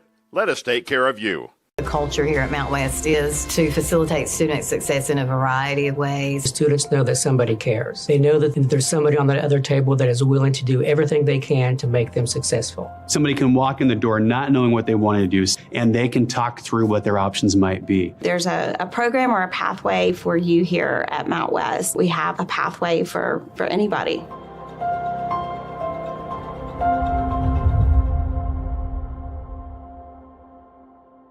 Barbersville Fall Fest 2023 is coming. Wednesday, September 27th through September the 30th. Carnival rides Wednesday through Saturday and the parade on Thursday. Friday night, September 29th, it's Burning Ridge and Madhouse. And on Saturday, September 30th, the Village of Barbersville welcomes country superstar Chris Cagle live. Chris Cagle. There'll be arts and crafts, the car show, and so much more. Fall Fest 2023 in the Village of Barbersville, September 27th through the 30th. Of their personnel. They need to stay really hydrated in heat like this for sure. It'll be 1st and 10 for the Knights as they come out of the timeout. And GW has switched their defense. Last year, Huntington and Hurricane employed where they had this 2 defensive linemen, and they basically put their Mike linebacker, their middle linebacker, right in that gap who would blitz. They tried to do it in the last 2 plays, and, Cabell Midland got them. So look to see if they change out of that formation or whether they're going to continue to run that particular defensive set. Back to work for this Cabell Midland offense as Shockey in the gun with Branch and Jones in the backfield. And I'm not sure what's happening, but the equipment issue. That's been kind of a theme this evening. All right, now we get back to action. 7:57, rolling clock here in the third, and GW jumps off sides. That is going to be against GW's Tajai Davis, number 58.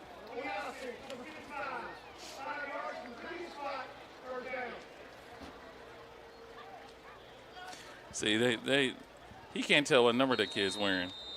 He called it 55. That's because that 8 stretched. Right. The 8 has branched off to 2 3s. He may be 53-3-3. Back to work for Shockey, who's in the gun. Same formation, Jones and Branch in the backfield. He passes and is going to hit his receiver. Meters is going to get about 4 yards, 3 or 4 yards. He makes the catch at about the 42-yard line is where they're going to put him. About 3 yards. It'll be 2nd and 7.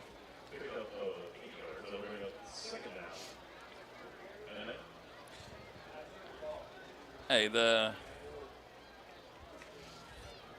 Shockey in the gun.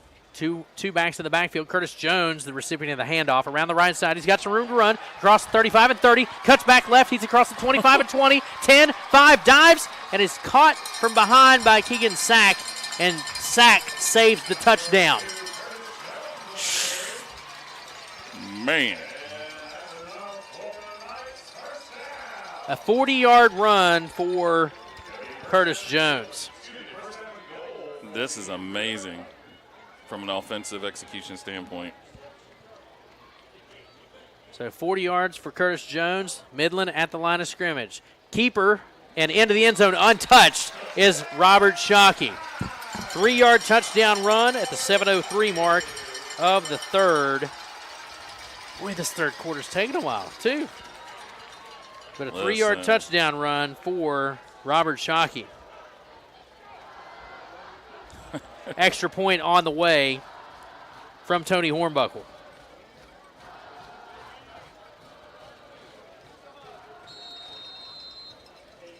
Hornbuckle waits on the snap. Holding is Caden Bowen. There's the snap. Ball's down, kicks up. It is in and good with 7:03 left in the third quarter.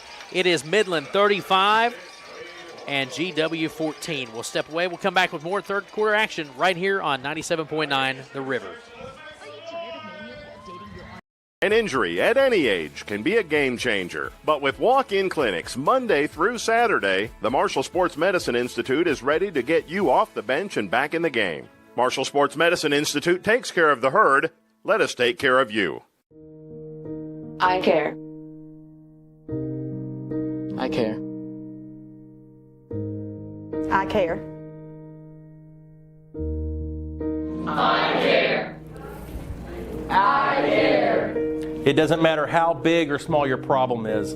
We want you to know that we're all in this together. At Cabell County Schools, we want everyone in our school community to know that they belong and that we care.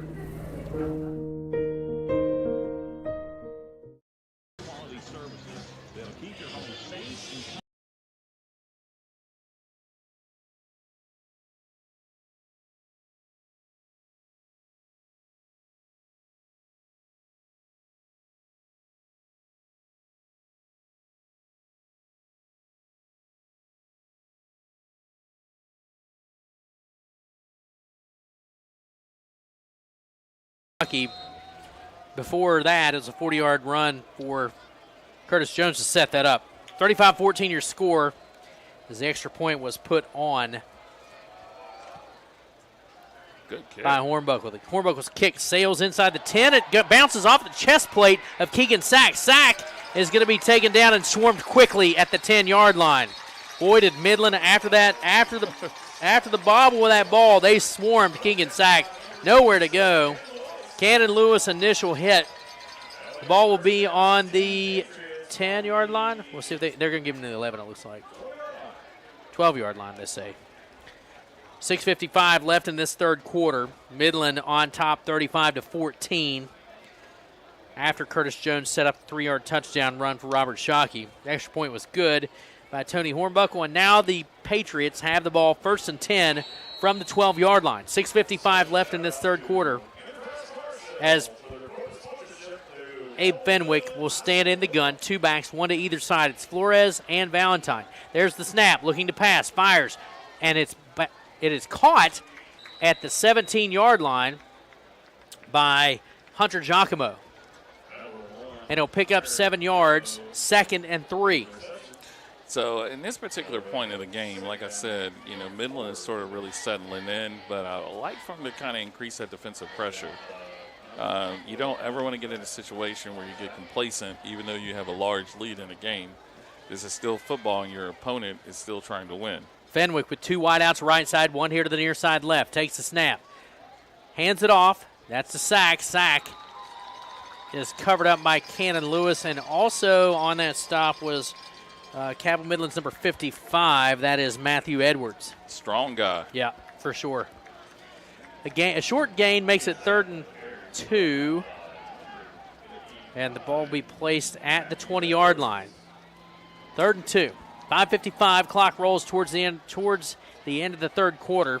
This third quarter's been a long one for sure. As Fenwick in the gun, all by himself, empty backfield. 3 wideouts right, 2 to the near side left. Fenwick now checking the sideline. He'll settle in, and he'll take the snap right at the shoulder pad. Now fires over the middle, across his body. Somebody got a hand on it. The intended receiver was Gunnar Flores, but somebody got a hand on that ball. It'll bring up 4th and 3. I think it was 4th and 2, rather. 42, Logan Gillespie, he 6'5" junior. He was on coverage there and got a hand on that ball. Otherwise, Flores was open on that pass. It'll bring up 4th and 3 from the 20. And that intensity right there was what you expect to see from a Midland defense. And that's because some of these O-line guys are now getting a hit. They get to play D-line. Price to punt it away. Branch the deep man for the Knights. Price waits on the snap.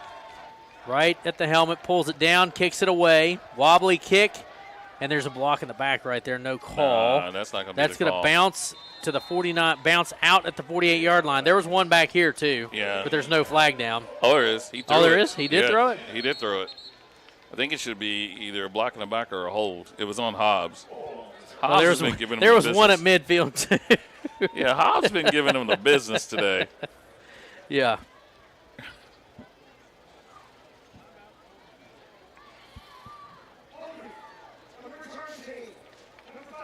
What? Oh, you picked the flag up. Oh, he did? He did. All right. So now we've got a timeout on the field. We'll take a 60-second break ourselves. We'll come back with third quarter action here from the Castle. This is Midland Football on 97.9 The River. You really can't get much for $5 these days, unless... Is that a real song? I think she liked it. Your choice of sandwich plus all this for just $5 is worth celebrating. Choose wisely. Choose Wendy's Piggy Bag.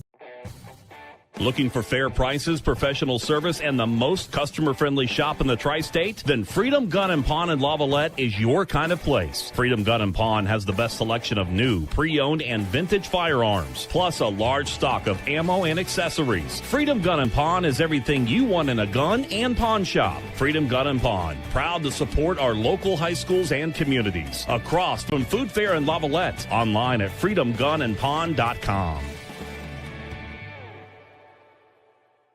An injury at any age can be a game changer. But with walk-in clinics Monday through Saturday, the Marshall Sports Medicine Institute is ready to get you off the bench and back in the game. Marshall Sports Medicine Institute takes care of the herd. Let us take care of you. 8 o'clock start time, 10:08 p.m., 5:23 left in this third quarter. This is a long game, folks. It is 35-14 in favor of the Cabell Midland Knights here from the Castle. The first game, one of the two first games here in the area. And it was 53 to nothing last time we checked. 60. 60. Oh, 60. Okay, 60 to nothing last time we checked. 63. Oh, 63 to nothing. It could be a spread. Make sure you get the number right. I think they've covered. Hurricane all over the Winfield Generals. Back to work for this GW defense against this Knight offense. Shockey in the backfield. There's the snap. Hands it off. This time is to Nida. He's around the right side. Open field. He's going to be tackled from behind by Gunnar Flores. Landon Nida gets a big chunk of yardage all the way to the 40-yard line. Edwards and 10, they did the kid and play out there. The legs got caught. 18 yards on the pickup for Landon Nida and a first down for the Knights. 5:07 as this clock rolls towards the end of the third quarter. Midland on top, 35-14. Nida and Jones in the backfield with Shockey in the gun. He'll settle in. He's got a single wide out here to the near side. Right, and one to the far side left. There's the pass. Right side receiver wasn't even looking. It's Goodrich. He did not even turn. He did not. You're right. You got to trust your quarterback, man. He was blocking. Oh, he was. He was. He was. 2nd 10. And they'll put wide out at the far side. It's Caden Bowen. Here to the near side is now Caden Pauley. As Goodrich is going to get a lesson from the coordinator there. He's young. He'll learn. He is. He will learn. Two backs in the backfield, Jones and Nida. The aforementioned receivers right and left. And the whistles and a false start looks like on Midland. Looking, they're all looking too. Yeah, they're one. the O-line's looking too. Yep. Some of them have their backs or not turned into the sideline, but most of them are looking. Now that's I'm not gonna call his name out because he's been a good player, but suffice it to say, he's sitting there looking. It happens. Yeah, and, again, these old linemen, they stick together. They don't even turn around and look at the coach. Nope. They're looking at each other. Yeah, you can't pull me out if I don't look at you. Right. 2nd 15 for the Knights. 4:30 left in the third quarter. The offense comes to the line of scrimmage. Caden Bowen and Pauley are the wideouts. Nida and Jones in the backfield. Nida's going to get the call. Around the left side he goes. Gets a block from Jones. He's across the 35 to the 33-yard line where he's taken out of bounds. Flags fly. He got hit. And I think Nida's the one who's being flagged. No, if he unsportsmanlike. He's coming to the sideline. I promise. Yeah, he turned around when they called it after that flag was thrown. They're pointing at him. Did he throw the football? No, I don't know. I didn't see it. Oh, he dropped it? He did. It was a taunt. It was a taunt. It was a taunt. Yeah, buddy. Yep. Yeah, so Knight is going to be whistled for the unsportsmanlike. Look, he's not looking either. No, he's not. Nope. He gets a few pats on the back, and he's still looking. Yeah, he's looking. Oh, now he looks over this way. Let's see. Now he looks over this way. Shockey now is going to discuss their next play with Luke. It'll be 3rd down and looks to be about 18. 3rd and 18, 3rd and 18. Lost it down on unsportsmanlike. 3rd and 18. Clock's at 4:05. Now they'll get set. Shockey in the gun, 2 backs in the backfield, Knight and Jones. Shockey looking to throw. Looks left, fires down the left sideline. He's got a man. It's off of the shoulder pad. The intended receiver was Caden Bowen, but nice coverage down there, honestly, by Solon Farrell for the Patriots. Yeah, on that one, Shockey should have. Oh, he's hurt. That's not good. He is. Yeah, you can see him coming off. It looks like it's an ankle. Yeah. Hopefully nothing too serious. He has played a good game. He's played a phenomenal game. So Yeah. I hope this is something that's light. Well, hey, they're gonna have to. That's Caden Bowen coming off. Shockey's now coming off. Oh, it's a cramp. It's just a cramp. But they are gonna send Thomas Gibson in to punt. Uh-oh. Thomas Gibson in to punt for the Knights.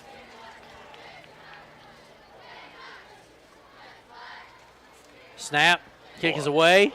He gets hit. He got hit. Yeah. Boy, did he play it. Did he play it well. He got hit, stood up, and then fell down. But look at that punt. It's going to go all the way to the 1-yard line where the Knights stop it. They'll decline that. Yeah, they'll decline the penalty. To the end zone. Wait a minute, no, it went to the 1.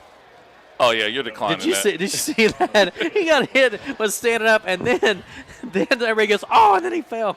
Hey, I'm going to tell you something. It's an Oscar. I love it. I know Thomas. Thomas is a very, very good kid. He's a good kid. And he has a big brother who probably taught him that. I'm trying to say in the Gibson household. Did you see it? He got hit and stood there, and then the crowd went, oh, and then he fell. Hey. That was great. It was great. And then he put off a really good kick. He did. He did a great job. The snap came in the right hip pocket, and then he took a step and then kicked it. Did a nice job, and the Knights got down on coverage.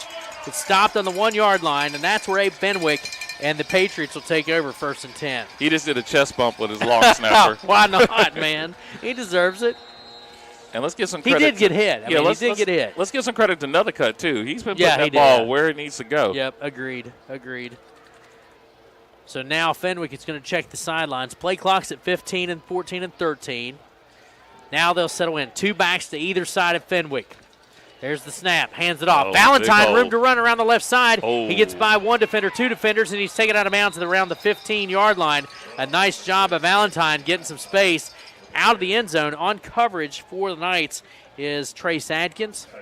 I think he's the one who forced him out of bounds. A nice job by Trace to force Valentine out. But Valentine did get the Patriots some space, and he's marked out of bounds at the 18-yard line. But 1st and 10 for the Patriots from their own 18-yard line. 3.5 to go in this third quarter. 35-14 is your score. Knights over the Patriots here from the Castle. Fenwick keeps Valentine in the backfield as well as Flores, and a wide out to each side for the Patriots. There's the snap. It's a little high. Pitches, fakes the pitch. Now fires left side. He's got Valentine, and Valentine was all by himself. Flag. And a flag comes out late. Illegal man downfield. You see how far 64 was? Yep. That's got to be a legal man downfield. He ran the route. He did. I think he's the center. He did run the route. He did. And, yes, he's the center. He is the center. That is Aiden Ellis. And that's where the flag was. You had an illegal man downfield. Aiden Ellis gets called for it. And he's like, what, me? Dude, you were down at midfield. Yeah, he thought he was on punt coverage. 2nd and 10 for the Patriots as they line it back up. Fenwick will keep the same 2 backs in the backfield. Actually, check that. You've got Sack in the backfield with Valentine. 2 wideouts to the right side, 1 here to the near side left. As Fenwick is checking the sidelines, he'll call his play out to his line and settle back in the shotgun, and a back to either side. 2 right, 1 left are the receiving cores for the Patriots. Play clock down to 7. There comes the snap to Fenwick. Fenwick looking. Tucks it. Got him. And now has to throw it away. And actually intercepted. It looks like it's intercepted by Jaden Branch. Indeed it was. Jaden Branch steps right in front of Hunter Giacomo and takes the ball right out of his hands. And that was some really good pressure by Logan Hobbs, Ray Williams, they did a fantastic job. They made him nervous all night long, though. Well, they did something different. They went to a 2-man front, and he actually blitzed from almost like a corner spot. They put pressure on Fenwick all night long for sure. And now the Knights will have it at the 26-yard line. 3:16 left in this third quarter. 35-14. The Knights have the football on the 26 of the Patriots after the interception by Jaden Branch. Shockey from the gun. Nida and Jones in the backfield. Jones finds a way around the left side. Spins off of one tackle, then gets hit immediately, but a few extra yards after spinning off the initial hit by M.J. Dixon. But Jones is taken down after a gain of 5. 2nd and 5. Is there anything open in this town? Clyde May also in that stop for the Patriots. We're hungry. Ball rests on the 21-yard line. 2nd and 5 for the Knights. 2 backs in the backfield. Jones to the right of Shockey. Nida in the backfield. Shockey now waits on the snap from the gun. Takes it, looks left, fires left, and it's off of the hands of his receiver, Caden Bowen. He looked to the end zone before he actually pulled the ball in for the reception. He was headed for pay dirt before he actually had the ball in hand. I mean, this offensive playbook has been impressive. They told me before the game started, when I was walking through, they said, we got something to show you tonight. And they have. They put so many things on film. There's no way that you can prepare for this team coming up because you don't know what they're going to do. 15 seconds on the play clock. 2:28 left in this third quarter. 35-14 your score. Shockey with 2 backs, 1 to either side, and a wide out each way. There's the snap. Pressure comes. Fires left. Finds his receiver. Bowen makes the reception at the 15-yard line. And he's taken out of bounds. Actually, they say he caught it. He caught it. Are they saying you only have that 1 foot? Incomplete pass, they say. I'm not come on, out of bounds. Man. He spun no on less. 4th and 5. Shockey checking the sideline. Ball is on the 21-yard line. Say this is an incomplete pass. Quarterback keeper. You only have that 1 foot in. That's what they're arguing. I think this guy thinks he had 2. Nida around the right side. Shockey in the gun. 2 backs in the backfield. There's the snap. Looking right. Keeper is. You got all kinds of receivers now all kinds open. of time. Fires for the end zone. He's got the man and almost intercepted. All right. By Jaden Whitehead. Jaden Whitehead had his hands all over it. Could not haul it in on the interception. There's a flag. It was intended for. Okay, it was against Midland. There was a flag. All right, so number 7, Goodrich, was open on that cut. And then Shockey didn't throw it. And then when he readjusted, he cut back in. Yeah, he cut in. Which gave Whitehead the chance at the interception. But they will turn it over on downs. 1st and 10 for the Patriots. Looks like we got to break out the roster card. Personnel changes are coming for sure. 2:13 left in this third quarter. 35-14 is your score. Midland on top of the Patriots here from the Castle. Fenwick now checking the sideline for the play. 2 backs in the backfield. It's Valentine and Flores. 2 wideouts here to the near side left. 1 to the far side right. There's the snap. Looking to throw. Pressure comes. He fires right side. He's got, that was Keegan Sack on the right side. Oh, and now. For the fight. Oh, boy. And somebody's about to get ejected. Yep. I didn't see what was going on. It's Sack is down there trying to separate that's number people. 32.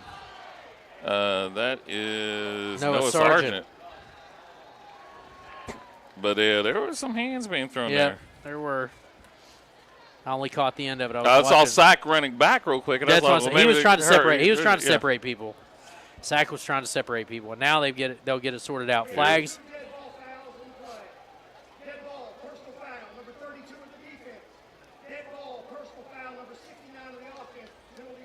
Sargent for the Knights and Bird for the Patriots are flagged. So the penalties will offset. No ejections, though. No ejections. Actually, worse than that.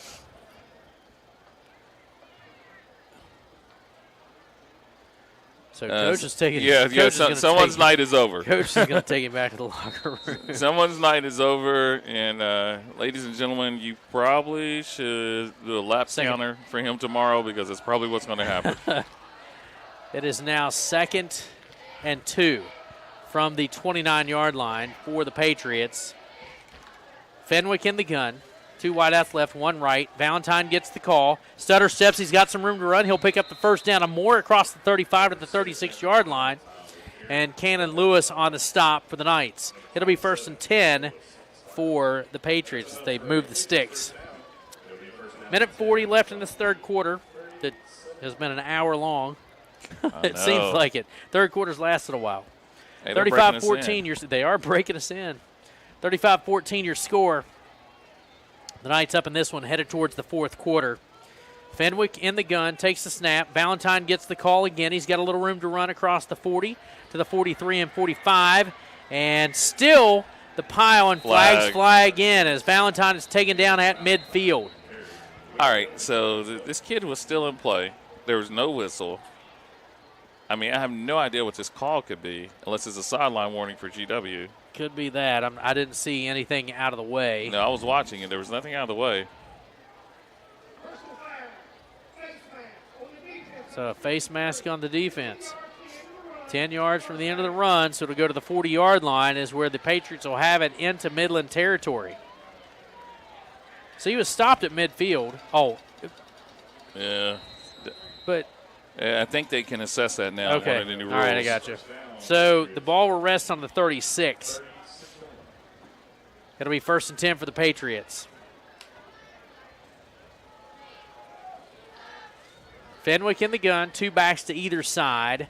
Takes the snap, looking to throw, fires for the end zone. He's got a receiver that's sack, and it's incomplete. Coverage was by Midland's Miles Meters, as well as, those Meters down there. Let's see. Somebody came over.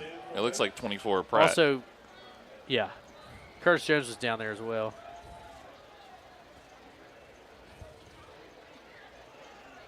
Now they'll get it sorted out. Personnel changes again. Yeah, that's 63. He dodged the play. Yeah, he dodged the play right there. Again, don't look.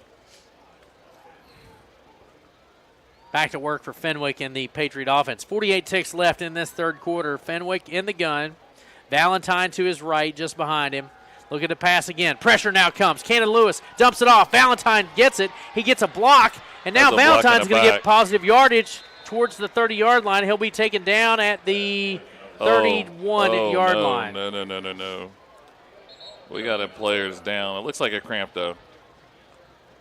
Well, Valentine came up limping well, and we've got an official's timeout with 31 seconds left in this third quarter. 35-14, and we do have some cramping issues out there on the field, as Midland has a player at the 40-yard line who's down with the cramp issue with the cramp. Interesting. It's been an interesting night here for sure. Everything's happened in this game. Had problems getting on the air. We finally get on the air, and the final from Hurricane is 63-0. They covered the spread. A rough one up in Hurricane for the Generals this evening. It happens. And coming up after the play for the Knights, we say that's at 53? 63. 63. Gage Ruley. No, it's 53.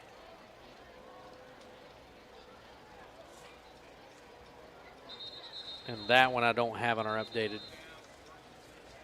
And quarterback for Hurricane, I'm getting some stats here. He had 243 yards in the first half, total offense, and 5 touchdowns. So he put 35 up.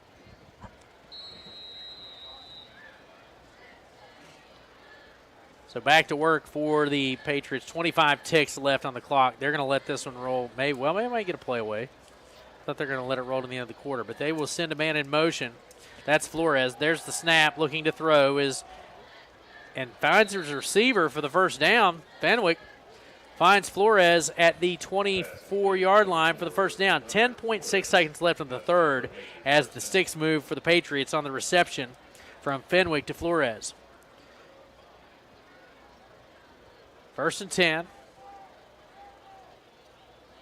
Fenwick and Midland jumps. I think 78. Oh, false start Yes, for the false start. Patriots. And that will bring it in to the third quarter, but they're going to – will they wait or are they going to go ahead and run the play? I think they'll run the play, right? Well, if it's on defense, I think you run the play. But, I mean – I'm not sure what happened. But I guess they're going to go to the fourth quarter. So we'll take a break. We'll come back with fourth quarter action. 35-14 your score. Midland on top of the Patriots here on 97.9 The River.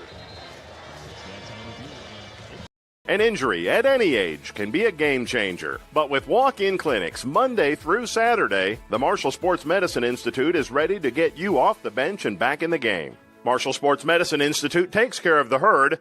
Let us take care of you. The culture here at Mount West is to facilitate student success in a variety of ways. Students know that somebody cares. They know that there's somebody on that other table that is willing to do everything they can to make them successful. Somebody can walk in the door not knowing what they want to do, and they can talk through what their options might be. There's a program or a pathway for you here at Mount West. We have a pathway for anybody.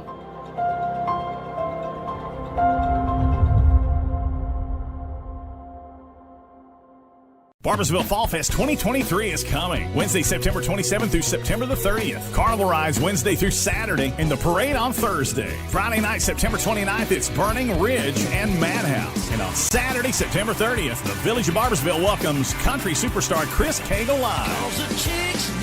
Chris Cagle. There'll be arts and crafts, the car show, and so much more. Fall Fest 2023 in the Village of Barbersville, September 27th through the 30th. On the tackle? Yes. Let's try to hug him. Now it's the end of the quarter, boys. Get over here.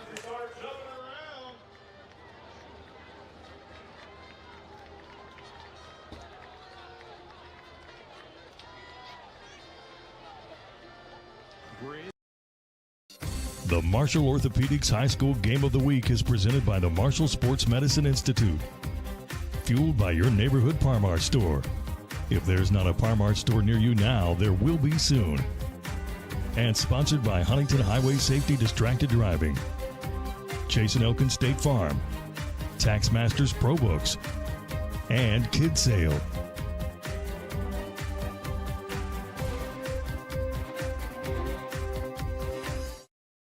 An injury at any age can be a game changer. But with walk-in clinics Monday through Saturday, the Marshall Sports Medicine Institute is ready to get you off the bench and back in the game. Marshall Sports Medicine Institute takes care of the herd. Let us take care of you. Did you know when you send or receive a text message, you take your eyes off the road for 5 seconds? At 55 miles per hour, that's like driving more than the length of a football field blindfolded. As a result, thousands of people die every year in crashes related to distracted driving. That's why we're cracking down on people who text or use their smartphones while driving. We would rather you cross the goal line alive. Law enforcement officers write tickets to save lives. Don't text and drive. You really can't get much for $5 these days, unless... Is that a real song? I think she liked it. Your choice of sandwich plus all this for just $5 is worth celebrating. Choose wisely. Choose Wendy's Piggy Bank. Quarter here from the Castle with Midland leading 35-14. Well, there's a lot going on. We have the band doing their annual fourth quarter tradition, and then we have the announcer doing his annual fourth quarter tradition. So, needless to say, we're all having some problems somebody today. needs to change the fourth quarter tradition. Yeah, we're all having some problems today. I have a feeling the band director is going to sort this out. I have a feeling you're right for the assistant band director. Right. I'd rather deal with the band director than the assistant band director. Not saying anything, but if you know the assistant band director, you know that he doesn't do anything. No, he does. He does. No, he doesn't do anything easy. Oh, okay. All right. Yeah, easy. All right. It's like Ike and Tina. Okay. You win tonight. Hey. You win tonight. I've been waiting. I've been waiting so long to come back. You got it, man. You got it. Fenwick's going to bring his offense on the field. 2nd and 17 from the 31-yard line. 12 minutes on the clock, and we are underway in the fourth quarter finally here from the Castle. 35-14 your score. Midland all over the Patriots, and Fenwick is going to keep it, and he's covered up pretty quick He'll get about 5 yards back. It'll be 3rd and about 12 as this clock rolls towards the close of this game. We're in the fourth quarter. 11:40 left in this one. Midland leads at 35-14. So what do you think? How well do you think everybody's going to sleep tonight from this game? It's been like almost a. I'm just going to go ahead and tell everyone right now. I'm taking a mental health day tomorrow. I mean, took my kid to college, and then to Ohio University today. Then we had trouble getting on the air. It's been a long day. Back to work for the Patriots. It's 3rd and 13 as Fenwick takes the snap. He's going to look to throw. Looks left, fires left side of the end zone. He had a man, and the receiver just kind of stutter step, like quit running his route. It was right there for him. He had like 3 men open on that He play. did, and it falls incomplete in the end zone. Intended receiver was Hunter Giacomo. Giacomo had a shot at it, but he pulled up. He slowed down on his route. I tell you, this receiving core for GW is nice. And the quarterback and running back are nice. Yep. They have O-line problems. Yes, they do. Serious O-line problems, and I think it's one of the factors that you're looking at here. Once they get that shorn up, this team's going to be a contender. I got to say, though, that play developed really well for them, and they gave him time to throw. I don't know if Giacomo was shocked that it was going to actually be there or what. Fenwick in the gun, takes the snap. Pressure comes now, fires towards the end zone. He's got sack, and he dives for the end zone. That kid is bad. Touchdown, 27-yard touchdown reception, and Sack actually reached back over his body to make that reception. Oh, absolutely. That right there is the reception of the game, without question. I told you, that kid is good. At the 10:56 mark, a 27-yard touchdown reception by Sack. And this is still a game. It absolutely is. 35-20, extra point on the way coming from Price. Keegan Sack made a great catch. Price waits on the snap, ball's down, kicks up. It is in and good with 10:56 left in this ball game. It is Cabell Midland 35, GW 21. Back with fourth quarter action on 97.9 The River. An injury at any age can be a game changer. But with walk-in clinics Monday through Saturday, the Marshall Sports Medicine Institute is ready to get you off the bench and back in the game. Marshall Sports Medicine Institute takes care of the herd. Let us take care of you. Hi, this is JJ Roberts from Huntington, and when I'm back home, you will find me at my local Par-Mar store. We had that thundering herd pride at your local Par-Mar stores. We are over 200 stores strong and growing. Download the Par-Mar app for even more savings and sign up for the Par-Mar Rewards Card. Whether it's food, gas, or groceries, we have you covered. We are Marshall, and we are Par-Mar stores. If there's not a Par-Mar store near you now, there will be soon. You really can't get much for $5 these days, unless... Is that a real song? I think she liked it. Your choice of sandwich plus all this for just $5 is worth celebrating. Choose wisely. Choose Wendy's Piggy Bag. A nifty 27-yard touchdown reception by Keegan Sack. The extra point good. It is 35-21. We're just a minute and 4 seconds into the fourth quarter as Price prepares the ensuing kickoff. Deep men are Branch and Nida. They're Price approaches, and there comes the onside kick. Flag. And they did not let it go 10 yards. But we recovered, right? So we declined that. Here's a key. Take a ball right where it's at is exactly the right call. Now here's a key by this. When you're It'll put it on the 48. Yeah, when your all-state receiver is playing kickoff coverage, that was a key. You know what's coming. You know what's coming. Well, and you had Flores on the other side, too. Oh, and then you had Solomon Farrell, Giacomo, we were all up there. Yeah, you knew what was coming. Ball's on the 48-yard line, 1st and 10 for the Knights. Both teams with 3 timeouts left here as we are in the fourth quarter. Matter of fact, 10:53 left in this one. 35-21 after that last touchdown by the Patriots. Shockey will bring his offense to the line of scrimmage. Nida and Bowen here to the near side as wideouts. Branch will be in the backfield. Along with Hobbs. As well as Logan Hobbs for Shockey. The far side is going to be Pauly. Shockey in the gun. Takes the snap. Hands it off. And it goes to Hobbs, who gets back to the original line of scrimmage. No gain, 2nd and 10. And then they're going to let time run off his clock. They should. So I'm thinking too. 10.5 to go in the ball game. They're going to take all the time they need looking at that sideline and talking things over. Pauly's going to be the wide out on the far side. Bowen and Nida here on the near side with Branch in the backfield along with Hobbs. Shockey will send his team to the line of scrimmage. Actually, Bowen and Pauly will be on the far side with, or Bowen to the near side left. Bowen and Branch. Pauly on the right side. Branch is the lone back. And put in a heavy hitter now. Thank you, fellas. And it'll go across the 40 down to the 39-yard line. A 9-yard pickup for the Knights. And Branch on the carry, who picked up those 9 yards. Bringing the play in for the sideline, Caden Bowen. Knights taking their time. Bowen will come back here to the near side. They'll send Pauly over to the far side right with Branch and Jones in the backfield. They got GW to jump. Boy, did he ever. Boy, Shockey. And what they were, I know what he was doing. He's trying to get a jump on the play, but when Shockey called his signal out, boy, he fooled GW's MJ Dixon. Well, I think he knew what was coming. Yeah.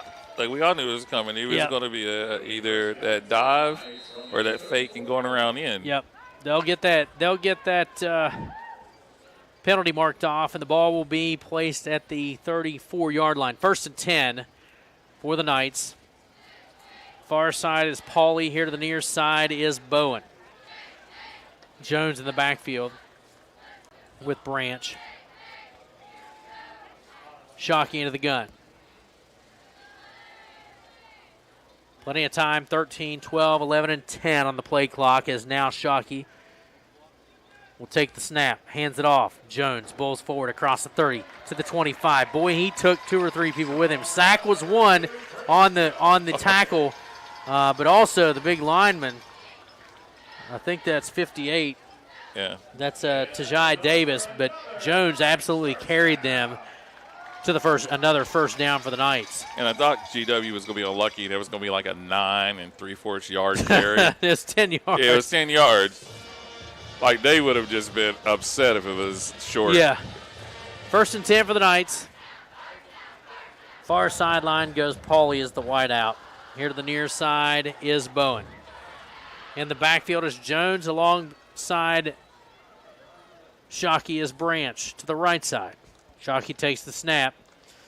That's Bowen. That's Nida getting the call that time, and I did hear pad popping for sure. Nida gets to the 22-yard line. He'll get a couple of 3 yards out of that. Give him 2 on the pickup. Clock rolls towards the 7.5 mark here in the 4th quarter. 2nd and 7, they'll give him 3 officially. 35-21 is your score. Midland with the lead and the football. So it's still early, but I'm thinking that we got some grades to hand out here. We do. I agree. I give an A to the defense. It is Pauly to the far side. Here to the near side is Bowen. Getting the call this time is Shockey. Quarterback keeper for Shockey. He's inside the 10, down to about the 8-yard line. Give him about 13 yards on that carry and another Knights first down. Yeah, he came down kind of awkward. I don't want him to be running anymore. No, for sure. I think this is what's happening too. They're about to say you're not running anymore. Yep. And Luke's gonna talk to him. He's like, you're not to run. Yes. You're not to run anymore. He's gonna take the play in to the huddle. And he's hobbling. They're gonna take some time here. They've got 15 seconds on that play clock. He'll go in, give his play to his huddle. Got plenty of time. They're content to let those seconds roll off this clock here. 6.5 left in this ball game as the play clock is down to 5 and 4 and 3. Under center is Shockey. Takes the snap, hands it off. Curtis Jones into the end zone from 8 yards out. So an 8-yard touchdown run at the 6:23 mark by Curtis Jones. All right, I got a grade here. Yeah. I got a grade. All right. The O-line's getting an A tonight. Oh, without question. Yeah, the O-line is getting an A. They've opened up so many holes for these backs. Shockey, I'm going to give it A+ too. Hornbuckle waits on the snap, ball's down, kicks up. It sails through the uprights, and with 6:23 left in this ball game, your score, Cabell Midland 42, GW 21. We'll step away and come back with more fourth quarter action right here on 97.9 The River. Look at the numbers on the As mayor of Huntington, there's 3 things I promise everyone. A 20-year, 200,000-mile warranty, free maintenance, and the best price right up front with friends and family pricing. Dutch Miller Hyundai in Huntington is the place to get deals like 0% financing on Elantras, Konas, and Santa Fe's, or drive this venue for as low as $199 a month. No. It's Huntington. It's going to be the biggest thing since Santa Fe, maybe even Tucson. Hi, it's Tony Caridi. You know, our West Virginia military veterans are the last ones to ask for handouts, yet many of them are hungry. I invite you to watch a video that shows an amazing monthly program that helps feed our veterans in Beckley and Clarksburg. Huntington Bank and other partners would like to expand this program to other areas of our state, and we'd love for you to help. Watch the video at wvenriched.com. That's wvenriched.com.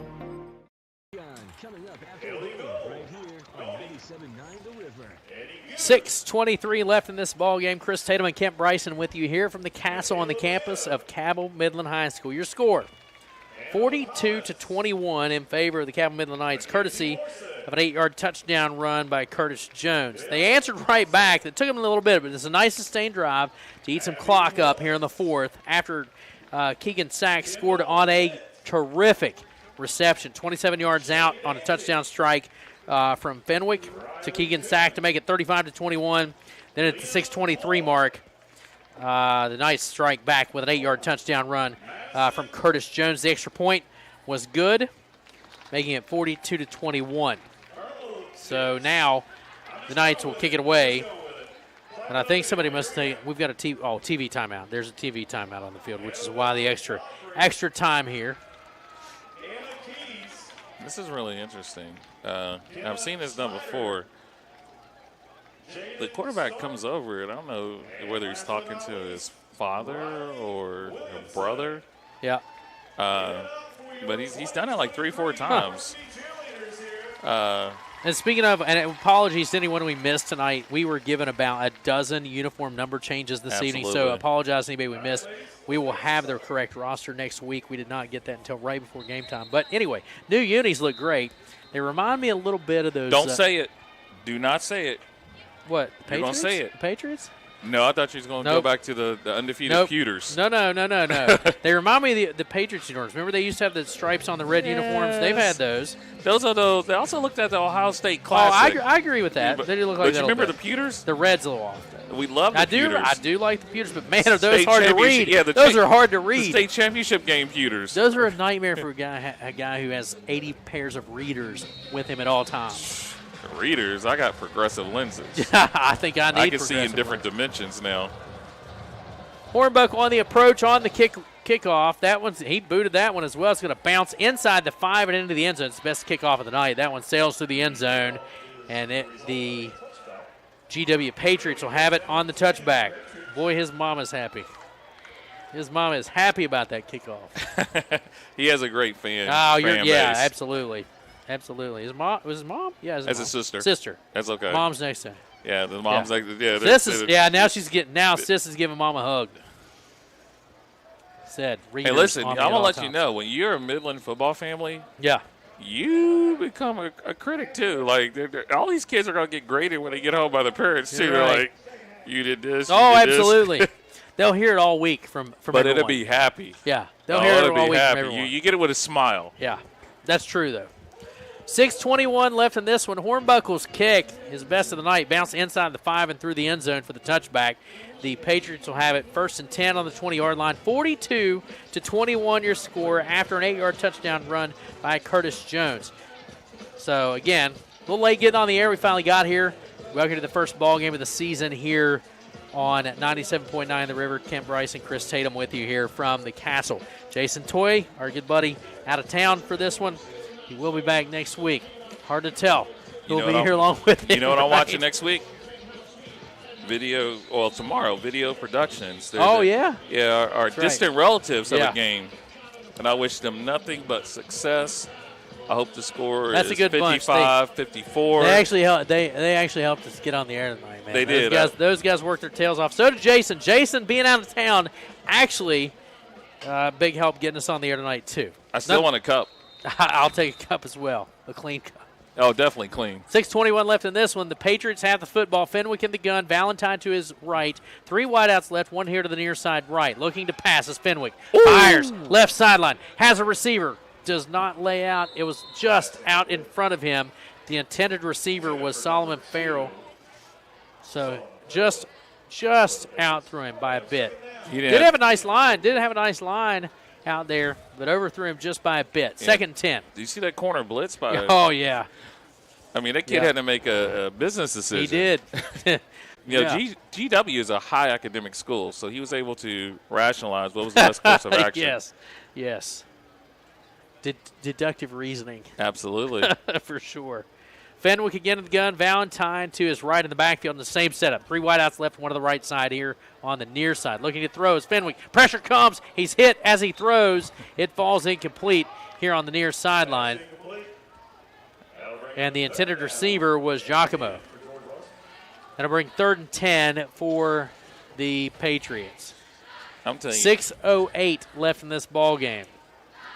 I would love for them to run the ball. I would love for them to run the ball. And I think he's telling them, Coach, I want to run the ball. Yeah, I think. But the blitzes are coming from all kinds of angles there here. are red jerseys coming from. Oh, he's not going to do out that. of no, he's going to try to spin off of the defender. He almost got there. He's a couple yards shy. It's a nice run. Taking him out of bounds was Trace Adkins, but shy of the first down mark. He did a nice job. It's going to bring up 4th and about 2. 4th and 2. They don't know what they're going to do. They don't know where they're going for it. They don't know where he's putting. No, they're switching personnel. Price is coming out on the field. Price is coming out to punt it away. 5:59 left in the ball game. Play clock's at 12, 11 and 10 as Price and special teams line up for the Patriots. Price inside the 15, standing on about the 14. So Midland has and 4. They're going to take a delay of game penalty. Yeah, Midland had 11. Flags come out. Delay of game as the Patriots did not get the kick away, and they'll back him up 5 yards.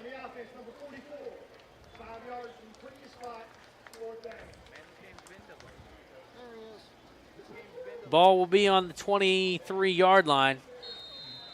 4th down and 7. Price in punt formation on his own 8-yard line. Takes the snap right in the hip pocket. Kicks it away. Nice spiraling punt at midfield at the 45. Oh, my gosh, and that he dropped it. GW may have it. No, he got it back. He dropped it and got it back. That was Branch. Branch looked like he lost it to GW there for a second, but he did wrangle it back in. I think he lost it in the Knights, lights. Yeah. The Knights will have it at the 47-yard line. 5:48 left in the contest. And 42-21 your score. This one's all but over. The Knights hoping we see them run the ball here a little bit. Oh, they're running the ball. Hey, this is a track around this field, so this actually may be a relay. I think they're going to just hand it off. Yeah. Branch comes in for the sideline with the play.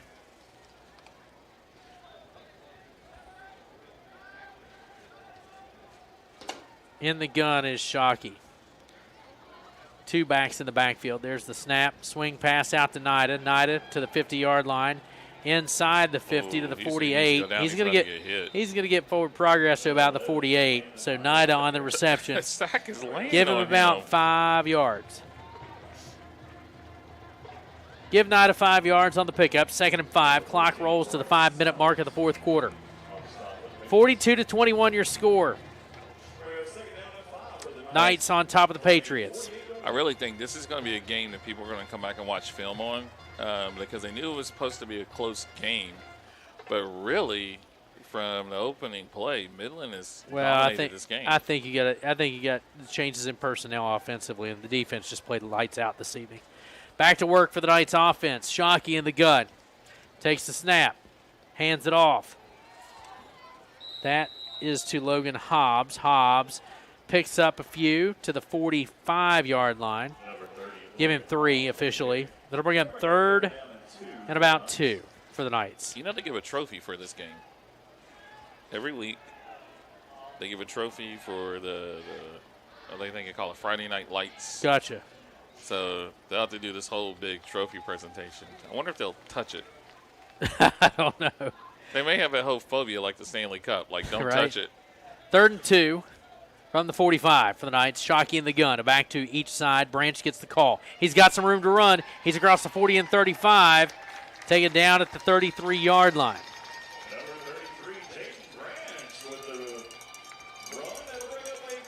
In on that stop for the Patriots was Giacomo. And you got to say, everybody has contributed this game. Oh, without question. I mean, this has been like a total, this team effort. It's a good first outing for the Knights for sure. Oh, absolutely. But it doesn't get any easier. No, that's a fact. Nor does it for a little bit for the Patriots. Oh, no. 2 wideouts left, one to the right side for Shockey, a single or 2 backs, one to his right, one to his left in the backfield. Takes the snap. Branch gets the call again around the right side. He's got room to run across the 25, down to the 20. Still dragging players inside the 20 to the 18-yard line is Branch. And a first down. So I think we can comfortably talk about next week. 15-yard pickup for the Knights and another first down. Next week we go to the Wolves Den, right? Yes.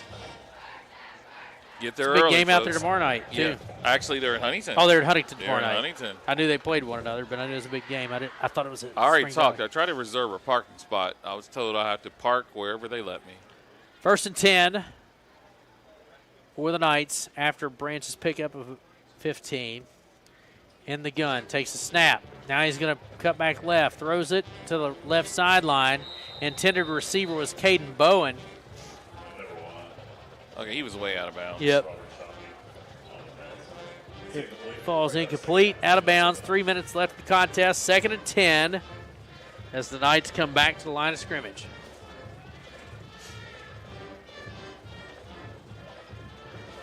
Taking their time on that play clock. Shockey will bring the play in from the sideline. Here the near side is Aiden Ray. Will serve as the wideout on the left side. Shockey will break the huddle. Send a single receiver to the right side. Branch in the backfield along with Hobbs. Shockey in the gun, takes the snap. Cuts left. Pressure comes. Across the 20, 15, 10, Coach 5. And he is in for the score. Touchdown. From 17 yards out, Robert Shockey hits pay dirt.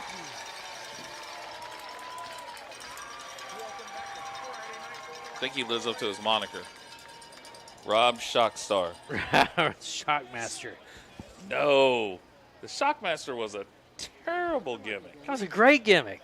He didn't even have it. He fell through a wall. I don't even think he made it to the match. Extra point on the way from Hornbuckle. 2:50 left in this one. Shockey on the 17-yard touchdown run. And the kick is up, in, and good. It is 49-21. We will come back with the last couple minutes of this contest. You're listening to Knights football on 97.9 The River. I think we let him. How far was that touchdown run? 17. Planning for a funeral is never easy, and selecting the right mortuary can be important. Family owned and operated for over 6 decades, our family has helped other families going through the most difficult time. Chapman's Mortuary and Crematory can help you plan arrangements today or offer a pre-need funeral plan in line with your intimate wishes. And now, we provide Huntington's only on-site crematory. Call us for a free consultation. Chapman's Mortuary and Crematory, serving the tri-state for over 60 years. I care. I care.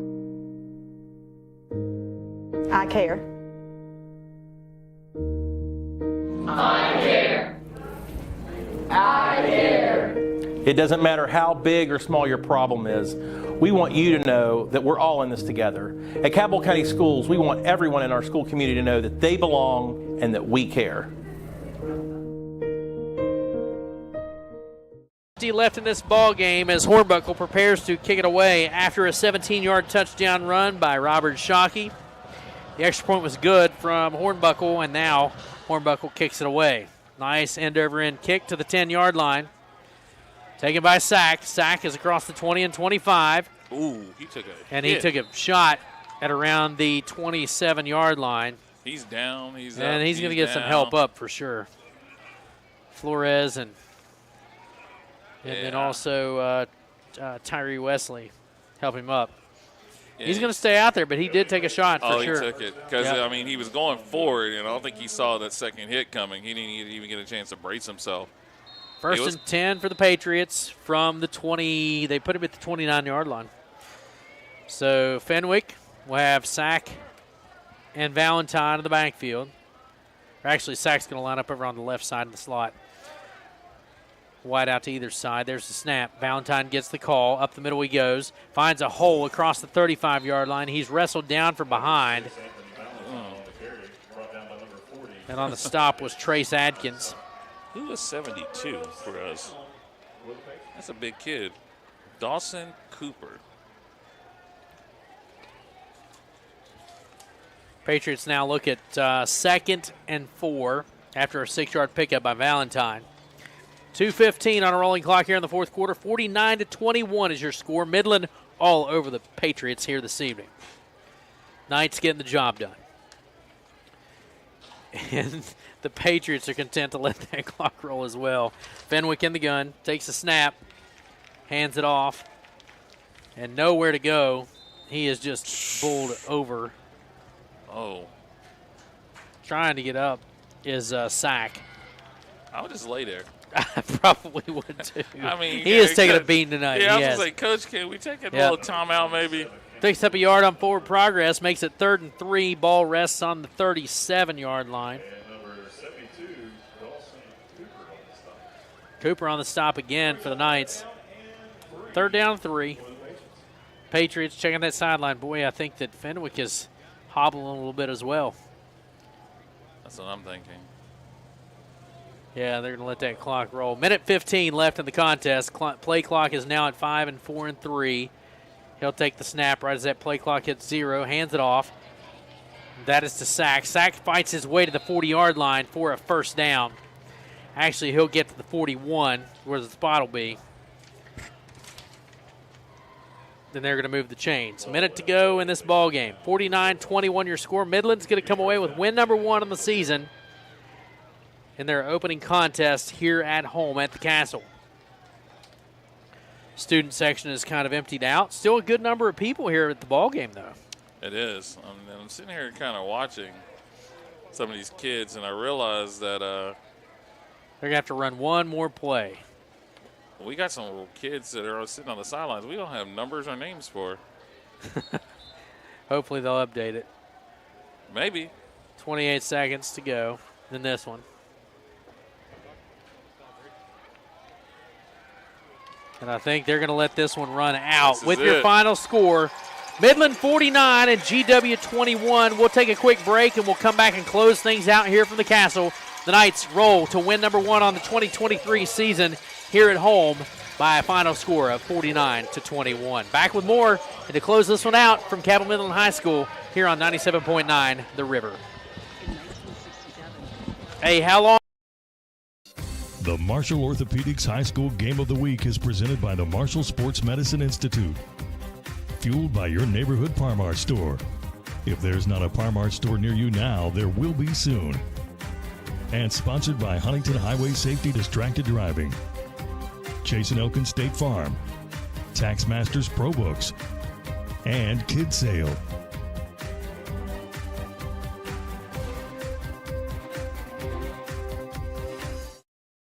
An injury at any age can be a game changer. But with walk-in clinics Monday through Saturday, the Marshall Sports Medicine Institute is ready to get you off the bench and back in the game. Marshall Sports Medicine Institute takes care of the herd.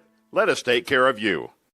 Did you know when you send or receive a text message, you take your eyes off the road for 5 seconds? At 55 miles per hour, that's like driving more than the length of a football field blindfolded. As a result, thousands of people die every year in crashes related to distracted driving. That's why we're cracking down on people who text or use their smartphones while driving. We would rather you cross the goal line alive. Law enforcement officers write tickets to save lives. Don't text and drive. You really can't get much for $5 these days, unless... Is that a real song? I think she liked it. Your choice of sandwich plus all this for just $5 is worth celebrating. Choose wisely. Choose Wendy's Piggy. Yeah, that. An injury at any age can be a game changer. But with walk-in clinics Monday through Saturday, the Marshall Sports Medicine Institute is ready to get you off the bench and back in the game. Marshall Sports Medicine Institute takes care of the herd. Let us take care of you. The culture here at Mount West is to facilitate student success in a variety of ways. Students know that somebody cares. They know that there's somebody on the other table that is willing to do everything they can to make them successful. Somebody can walk in the door not knowing what they want to do, and they can talk through what their options might be. There's a program or a pathway for you here at Mount West. We have a pathway for anybody.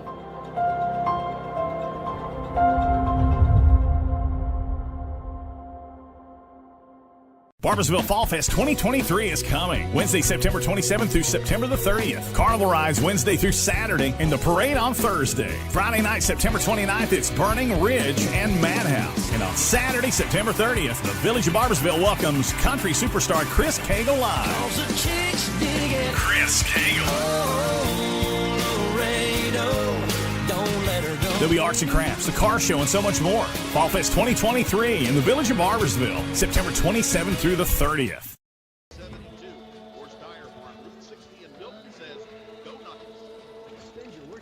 Go.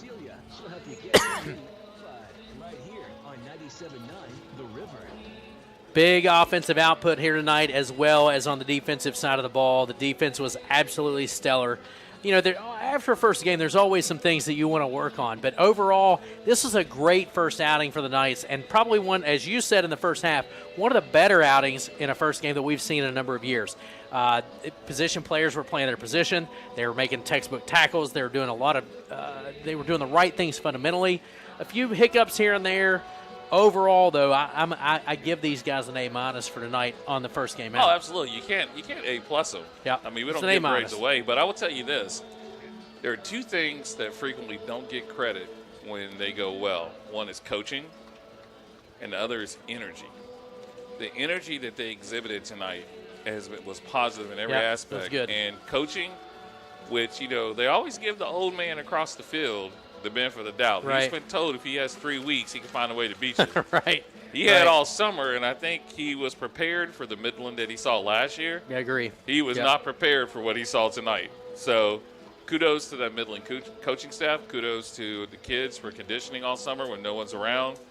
This looks like this could be the start of a very special season. I think you're right. A couple of additions and some people who've stepped up to play positions that you always lose people, right? You always lose your seniors. But I'll tell you what, they filled in really nicely tonight. They really executed tonight on both sides of the ball. They've got to be proud of this effort, and then they come away with a 49-21 win. It's a good night out for the Cabell Midland Knights, and Luke Sammons and his team has got to be excited. They're gonna get their Friday Night Lights trophy. They're gonna get their trophy. And, so we'll let them do that, and we'll close things out from here at the Castle. Next week, it's Cabell Midland and Spring Valley High School out at the Wolves' Den. The Wolfpack. The Wolfpack indeed. So we had the Shockmaster reference, so now we get the Wolfpack reference in. But for sure, an interesting ball game, an interesting time. Always when you visit the Wolves Den and you get those two teams together, always well coached. Brad does a great job out there. He and Luke are cordial rivals, but it's always a great rivalry for sure. So it should be an interesting night in Week 2 for the Cabell Midland Knights as they face the Spring Valley Timberwolves. Your final score from Cabell Midland High School, once again, 49-21. The Knights pick up win number 1. So we want to say thanks to all of our sponsors. Thanks to Lowell, Austin, back in studio control, Jason Toy for helping us get on the broadcast, the guys from getting on the air, the guys from Video Productions as well. And as always, Ken, it's great to work with you too. It's always a pleasure. To the mayor. 4 more years, baby. And to all of you who made us a part of your Thursday night, we say thanks to you as well. Join us next week as the Cabell Midland Knights take on the Spring Valley Timberwolves in week number 2. Your final score, 49-21. Knights pick up win number 1 over the GAW Patriots. Good night, everyone, and thanks for listening. Go Knights. Thank you, Lowell.